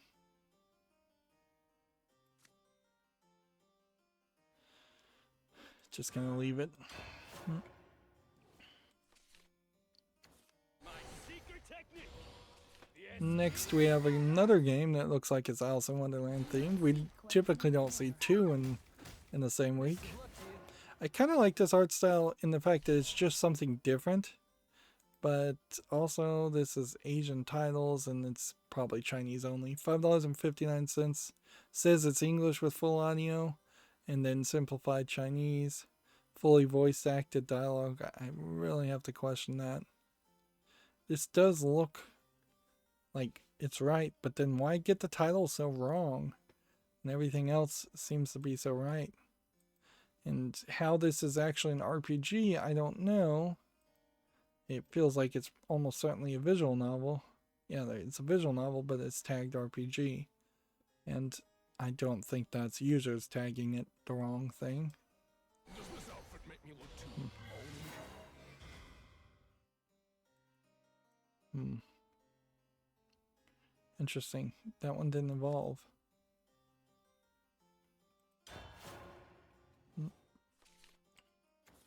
Swifter than prayer, sharper than grief. Next, we have a game on Steam called Forest Battle, which In my sight. looks like nothing of interest. Astral Bad graphics for teen top-down shooting. $2.99 English Chinese. We haven't ever even seen a lot of bad Chinese games lately, which is kind of nice to see. Maybe we'll start to see a bit more of a restriction. Like the Real ID relegations of games in China may have affected the number of releases. Although I kind of don't believe that and don't buy that, because I feel like the reason why there are so many bad Chinese games getting released on Steam still has to do with that incredibly arduous approval process that that the Chinese government Pretty strong, you know. invoked as far as all video games coming out. And while there hasn't been any real talk about that in 2020, that's, as far as I know, still very much in force. That they have a limited number of games they want to announce and release or allow to come out, and they have very strict rules on what they want to come out.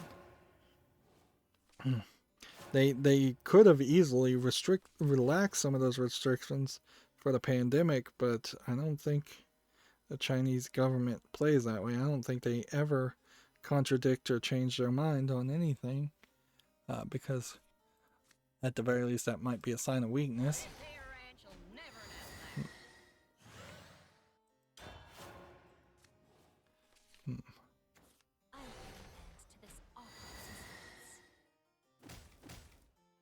So we've got this Skybound art in our hand, so this might power this up and let us win.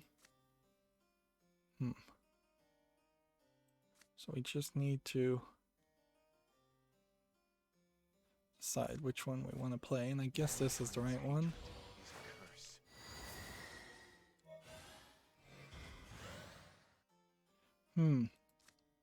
Well, the evolve effects here don't seem to trigger. Have you calmed down? the abilities here. So any ability based on evolving seems to not trigger.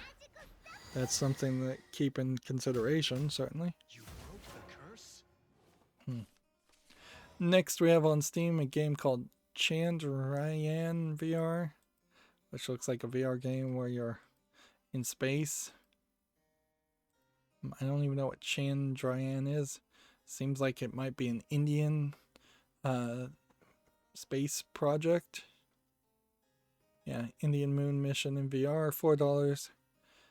English full audio. Well, English is the official language of India, so it's not super strange that it's in English.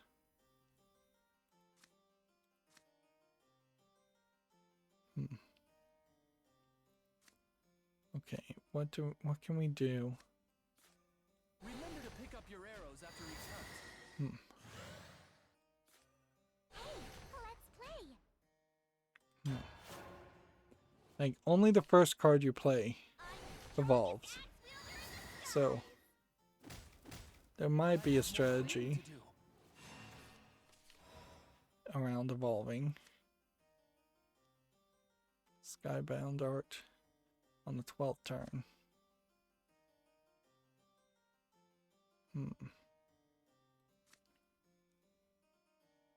See, this would summon 2 monkeys. This is not a bad one to play. We can do that. And we can attack there. Yeah, I don't see a real reason to put Chandrayaan Vr on the follow list though. It either is a good game or not. Maybe I shouldn't be holding back. Now you've made me mad. Sand in my eyes.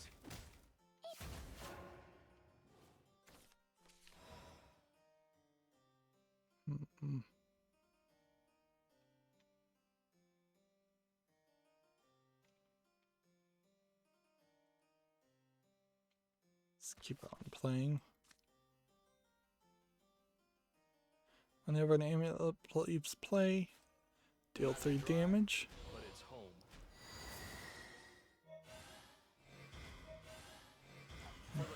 For the town's prosperity. Melody will bring courage to all. Okay, so do we want to Home sweet home. Our melody will never fade. do that? Next, we have a game on Steam called Eggnog Incorporated, which I don't think a game based around making eggnog or drinking eggnog is interesting enough. And visually, this isn't interesting. $5.59 is very expensive for what it looks like. English full audio. Let's see.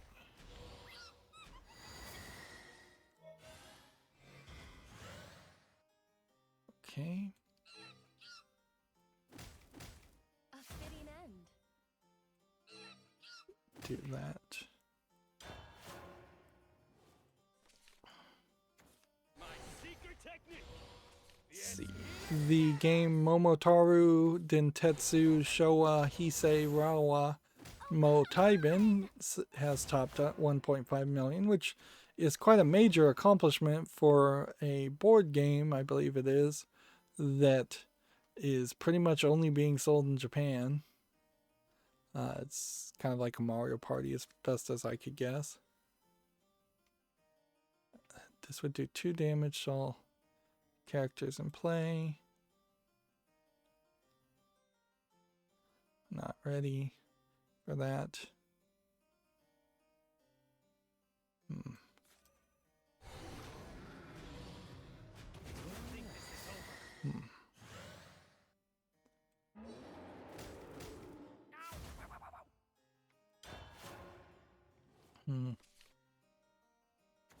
Those who propagate war will be pierced by my spear.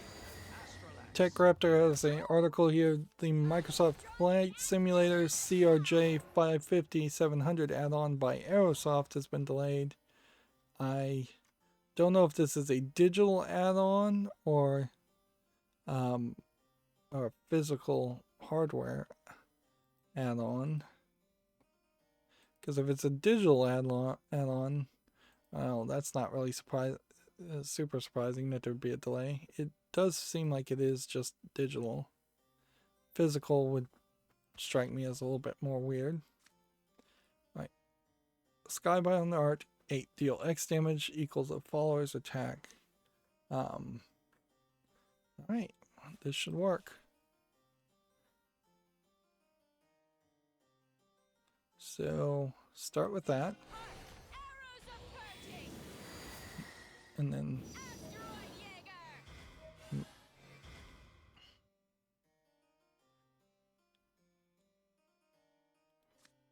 how do you activate that? Strike.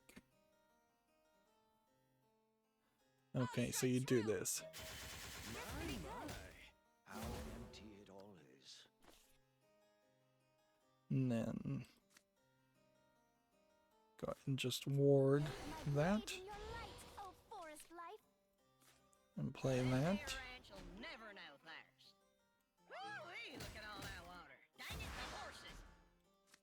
What does this one do?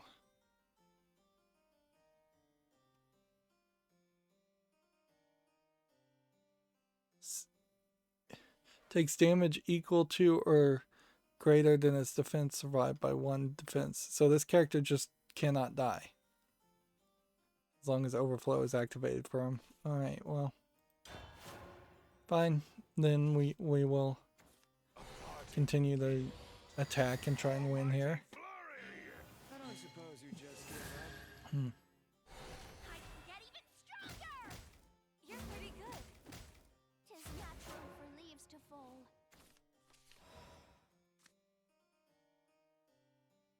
Three damage.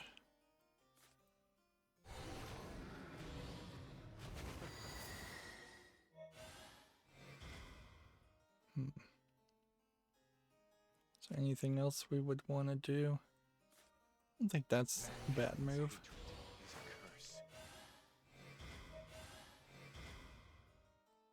Yeah, do that. Instead, Let's play. end the turn. I think we're gonna win here. Tech Raptor has an article, Warhammer 40k Battle Sister review, which it definitely feels like it's past the point in which we start to see more female characters in the Warhammer 40k universe, regardless of explanations or reasonings why that may not have been the case previously.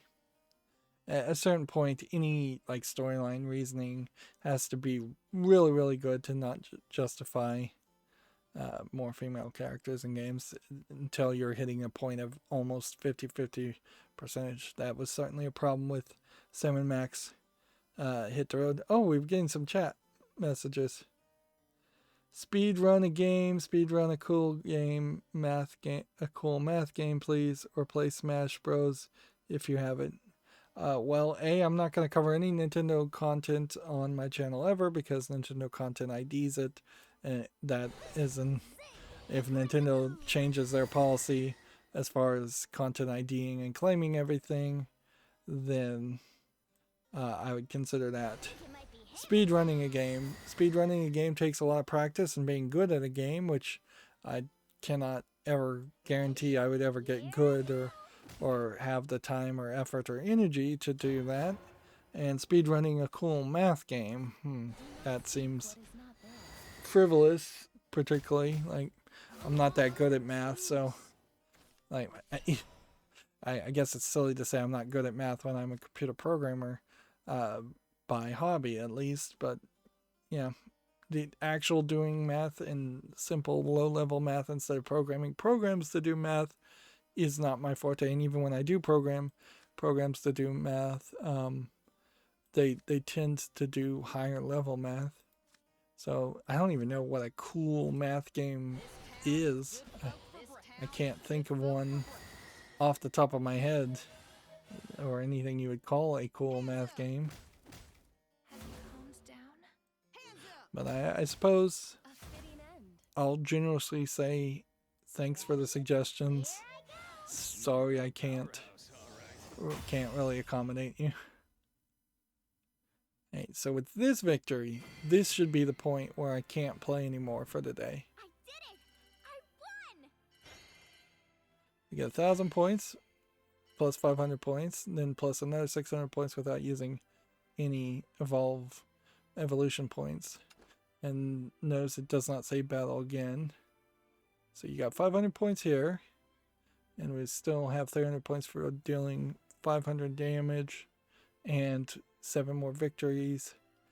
You're not going to get easy victories here. I would have had to make a special deck with no duplicate cards, and that seems like that'd be fairly hard, and then win a match after destroying 10 eternal followers. I could have possibly pulled that off if I had stretched the game out longer, and I didn't even think about that. So a couple more rewards, another card sleeve, and another emblem. Let's see. So if we were to go here, gotta return to the title screen. So the review of Battle Sister, like, I like this character, and I guess I pretty much appreciate that this armor does seem to be in line with the Warhammer 40k universe. It's not just boob armor. Everything's covered up, even though there is kind of some boob accentuation and hip accentuation to show this is a female character. At a certain point, you could easily just put a female in the standard Warhammer 40k armor and not even know it is a female. It looks like this is a shooter, which seems a little weird. And visually, honestly, not super visually polished.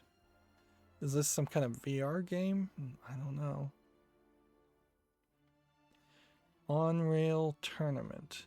Is it an on-rail shooter? Unfortunately, TechRaptor gives it a 6.0. Warhammer 40k Battle Sister tries to strike on many occasions, but never really quite lands. Its gunplay is as enjoyable as a shooter should be, but it doesn't offer anything you can't get better elsewhere. Pros are fun gunplay and dual wielding system is satisfying. Cons are dull environments. There's nothing new. There's glitches. There's crashes, and gets rather tedious. It's a shame, because you would kind of hope for it to have been a better success. Although, honestly, I don't know how many of the I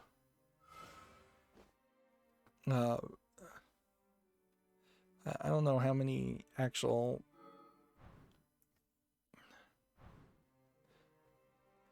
actual 40k games are actually good in the first place.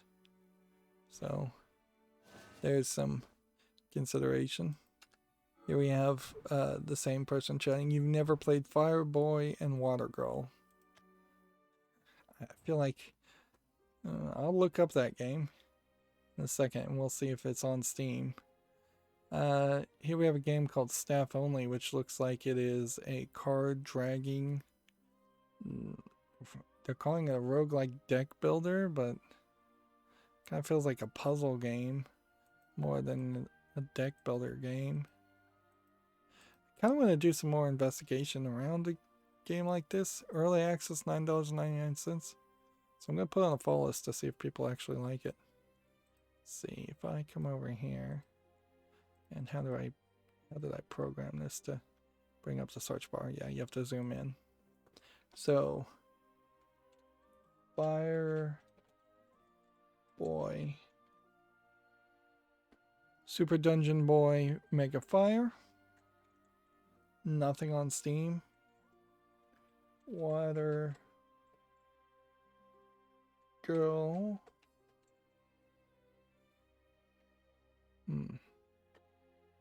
Unless it's Wet Girl, an adult game. Yeah, unless you mean cards in Shadowverse, Fire Boy and Water Girl. I don't know what you're specifically talking about. Let's go to the cards and see if we can find. There's a fire and ice cards. So fire, go into crate mode. is there anything called Fireboy?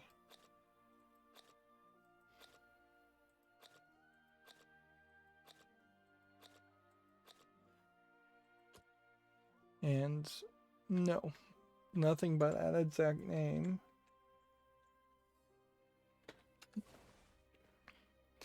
And is there anything called Water Girl, Water Fairy? But nothing called Water Girl. There is, I think, a card that has iron in the name or steel in the name that they might be talking about.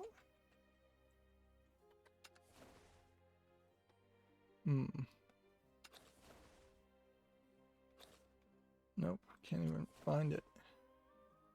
See if I can just randomly run into the cards. I know I have them, so we'll just look in the collection. I think there are 3 or 4 cost cards. And I do occasionally play them, but I haven't found them to be particularly successful cards either. And of course, scrolling through all of these and looking through all of these is inherently going to be a big waste of time. Just to remember the name of it.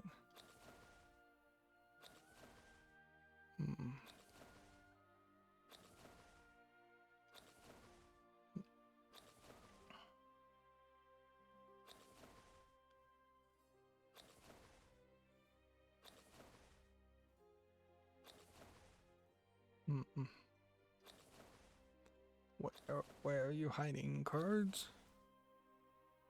Probably could limit this down to rotation cards and that would save me some time.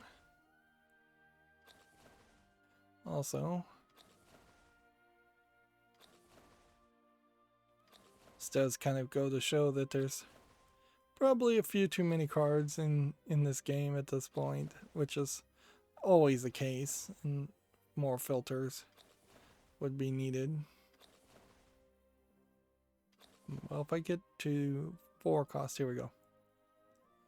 So you have Harnessed Flame, which is a demon fire girl, unless you're saying this is a boy, which, alright, if you think that's a boy, that's fine. I guess we could listen. Touch glass and I'll burn you.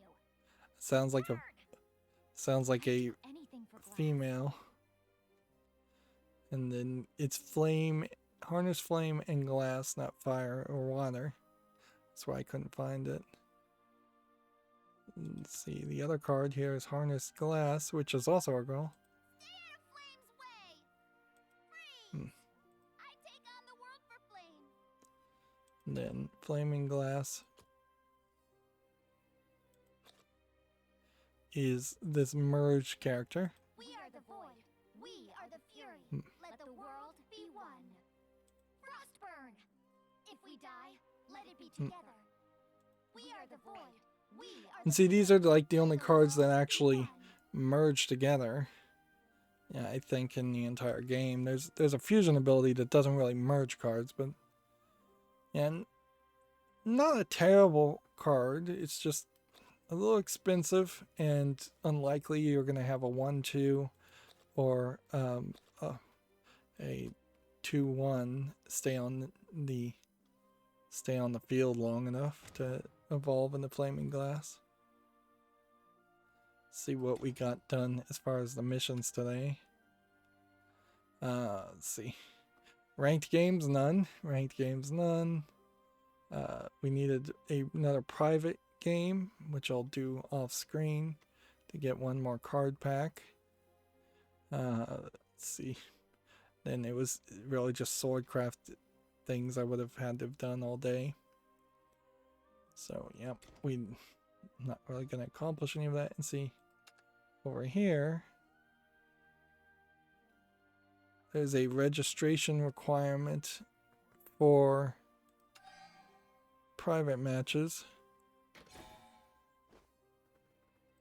that they've added this whole extra screen. I would have easily missed that. So registration, I suppose, is not a case of you need to go to a website and register. You've already registered if you're playing Shadowverse. It's a case of you've got to actually participate. And so, okay. Or maybe you don't even have to participate. The compete is the real one there. These are just kind of the same daily requirements, just on a different screen. I wanted to come over here and see if we have a card back. Can you change card backs here, or do you have to do it with your pre-built decks?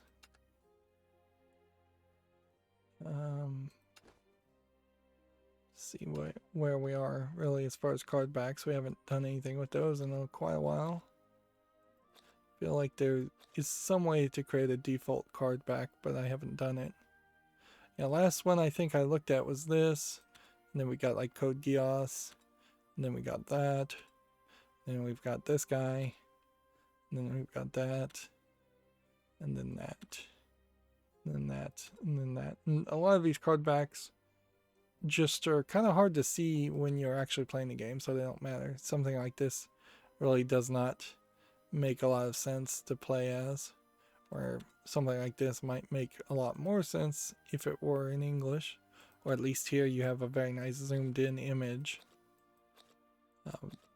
But yeah, the card backs themselves, not super interesting. You get slightly different patterns while still doing the same Shadowverse logo, which seems to have been at this point all but abandoned.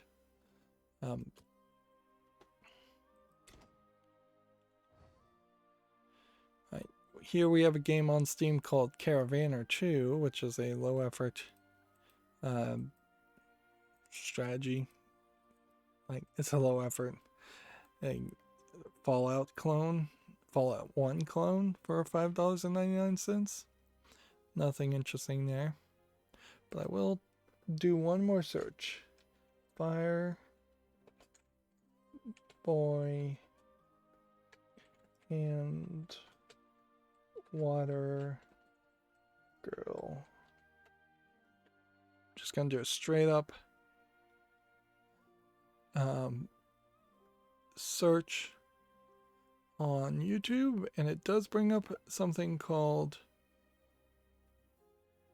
Fireboy and Water Girl. This is a Flash game. Now that Flash is dead, you absolutely could not play it. And also, you should never enable this. Like, this whole website is telling you to install Flash, probably just to install a virus on your screen. Apparently, there's a whole collection of cool math games. I don't cover games that aren't on Steam. And also, in all fairness, this game totally is not my style. This looks like a very young kids game, and while I do play Lego games that are kids focused, that is just not that's as far as I'm willing to go. I've covered a couple of kids games, but those are short spotlights, and I'm not super interested in doing any more of that unless it's a really, really good game and a really, really popular game or a relevant game. And a Flash game on some site I've never heard of is the opposite of relevant at this point. Here we have a game on Steam called 4Line, which seems like it's Connect 4 with extra things. Seems like there's almost a shooting element to it also. $2.99 English only. Yeah, something like Connect 4, 1 versus 100, or Uno or Monopoly. Any game really could be 1 versus 100 a fight, like Nintendo did with Tetris. So I wouldn't be surprised if we see a lot of Hasbro games introducing multiplayer modes that make more sense. Hasbro should do a lot for a lot of their games, their board games, but they often don't put a lot of effort into what they sell digitally, and then they overcharge. TechRaptor has an article here, the unique role of narration in Immortals Phoenix Rising, which, yeah, it does sound like the narration in this game does play a big role, although I've also heard people say they didn't really like it. So this is more of a editorial opinion piece than a review. If anything, I think just the fact that it does have narration is applaudable, because there's a ton of games that don't bother to use narration and could probably be improved if they did have narration. TechRaptor has a review, an article here. Battlestar Galactica Starship battles discontinued as of tomorrow, which, okay. I don't think anybody was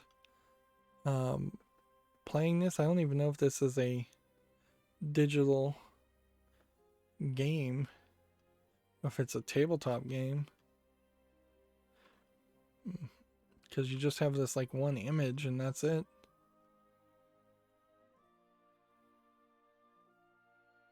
Yeah, it seems like it's a tabletop game, so the idea of discontinuing a tabletop game just kind of means you're not selling the pieces. That barely means anything.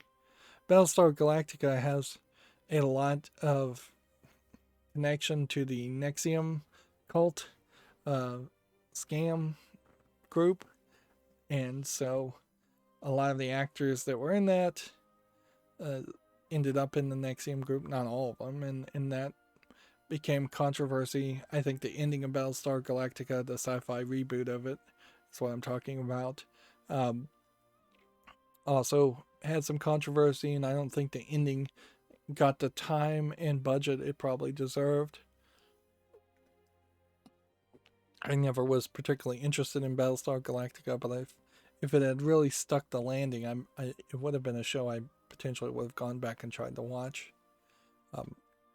Arguably, part of the problem with Battlestar Galactica is that, unlike a Star Trek series, up until at that point, all Star Trek series had been episodic, and there'd only been a couple two-parter episodes.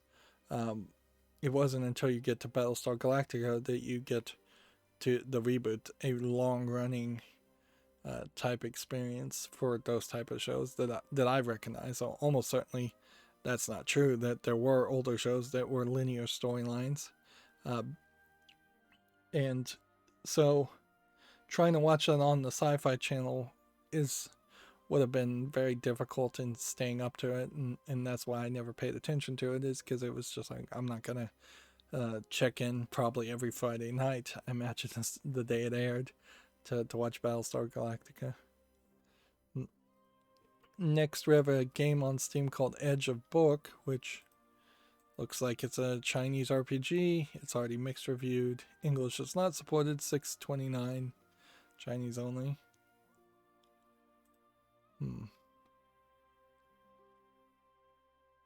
Next, we have a game on Steam called Remu's Weird Little Adventure, which looks like MS Paint level graphics. I've kind of stopped using that as a reference, although in this case, little MS Paint level graphics, because yeah, it's not super descriptive, and often I just don't see games that look this bad to deserve that description. $1.39, English and Chinese. We have about 5 more tabs. I've done a decent job to pat myself on the back as far as taking that pause and not saying although I'm still saying it quite a lot, and I need to just really train myself away from that and be focused on it. I feel like it's probably a situation where you just never fully get away from that, in the same way that a stutter can come back decades later, even if you've not actually stuttered in quite a long time, because it's yeah, I feel like that's totally how that plays. I could be wrong though. Here we have Archery Arena, which looks alright, but not particularly amazing. running around shooting archery bow and arrows at monsters. Let's see, 99 cents English only. Honestly, this price tag hurts it for me because I'd want to see that this game was more ambitious and there was more to do than just run around shooting. And unfortunately, the video doesn't imply that that happens. It seems like you are just constantly running around shooting, and the price tag implies that there's not going to be any major story or gameplay elements other than shooting. So that's a no for me. Here we have a game called Leo Mains, which looks like a platforming, avoid the lasers type game, parkour runner. In a funny way, this probably is still what you would have called an asset flip game, but it's so visually polished, it's really hard to make that claim. This also feels, though, like a game that really would only work for speedrunners, and maybe not even work for speedrunners if the levels are randomized, or if there's just no real reason to play it in the first place. The thing about speedrun games in particular is they don't tend to succeed if you built your game to appeal to speedrunners. They tend to succeed if you made a game that was either very popular or very buggy that could be broken by speedrunners. This is English for $4.49. I'm going to put it on the follow list just to see if anybody reviews it. Next, we have a game on Steam called Roka. I suppose this Friday, I wouldn't be surprised if we don't see any adult games released, even though this would be the 2-week cycle in which adult games would be released. Although it's kind of hard to argue, oh, they're not allowing adult games to be released on Steam except for every 2 weeks on a Friday, so they can bury it, when there's at least one game on the Steam front page that straight up has, like, hardcore pornography as a screenshot showing up on the front page if you have the adult tag unlocked. Which, yeah, I still feel like those screenshots should be blurred at the very least on the front page. They need to make a bit of a proxy or something, like a JavaScript pop-up or something to unblur it. This game, Roka, just looks like you play as a gunner. It just looks like an asset flip game. Free to play, English and Finnish. So I don't really even know what they're doing there other than just experimenting or establishing their company. Here we have a game called, I don't know how you would pronounce this, Duort Model Muzies. That would be my best guess. The dots over there is probably more of a elongated oo sound. Best as I can tell. That'd be my guess. I have no idea. This looks like it's a museum of something, but it also feels like it's just kind of asset flipping museum information or museum images into a low effort 3D environment, VR environment in particular. We have seen some success of museums putting their content online because people can't actually visit museums, but they've long since kind of given up on that. This game is Turkish only, which also feels a little weird, but okay. TechRaptor has an article here. Olija is an epic storybook adventure. We may have already talked about this, but yeah. Yeah, it looks like it's a pixely looking game that might be good, might not. And then there's a article, Easy Optimizer for Cyberpunk 2077 is mired in controversy. Let's see.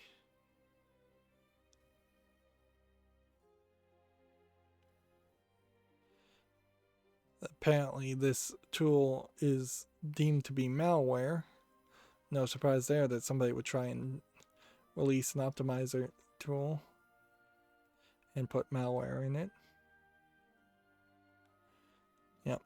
Apparently Windows file copying, if you're not using the command line program Robocopy, is not multi-threaded, which probably explains a lot of why Windows file copying, whenever I have to copy a bunch of files, is super slow. It's only using one processor thread. But there is a graphical user interface overlay for Robocopy called Show Easy Copy or something like that I just heard about, and so I'm gonna download that. And apparently there's some new technologies as far as the Samba SMB sharing called RDMA, as in Remote Direct Memory Access, where you can have very expensive network servers directly access the RAM of other servers to copy files, which seems to significantly speed up the process. Although at a certain point, you're talking $10,000 worth of equipment to move over thousands of gigs in extremely short amount of time, and unless you're editing video or something like that, it's just not a necessity. But any little speed ups would help. Alright, well then that brings me back to my Twitter page. And so let's go down my Twitter page and see if there's anything new to say. Otherwise, that's going to be it for the stream. We went a little longer than I wanted to today. We really didn't accomplish much. Except for the quest. We did accomplish the quest. We accomplished quite a bit. Now, arguably, am I going to come back tomorrow and play the quest on the most difficult settings? Probably not.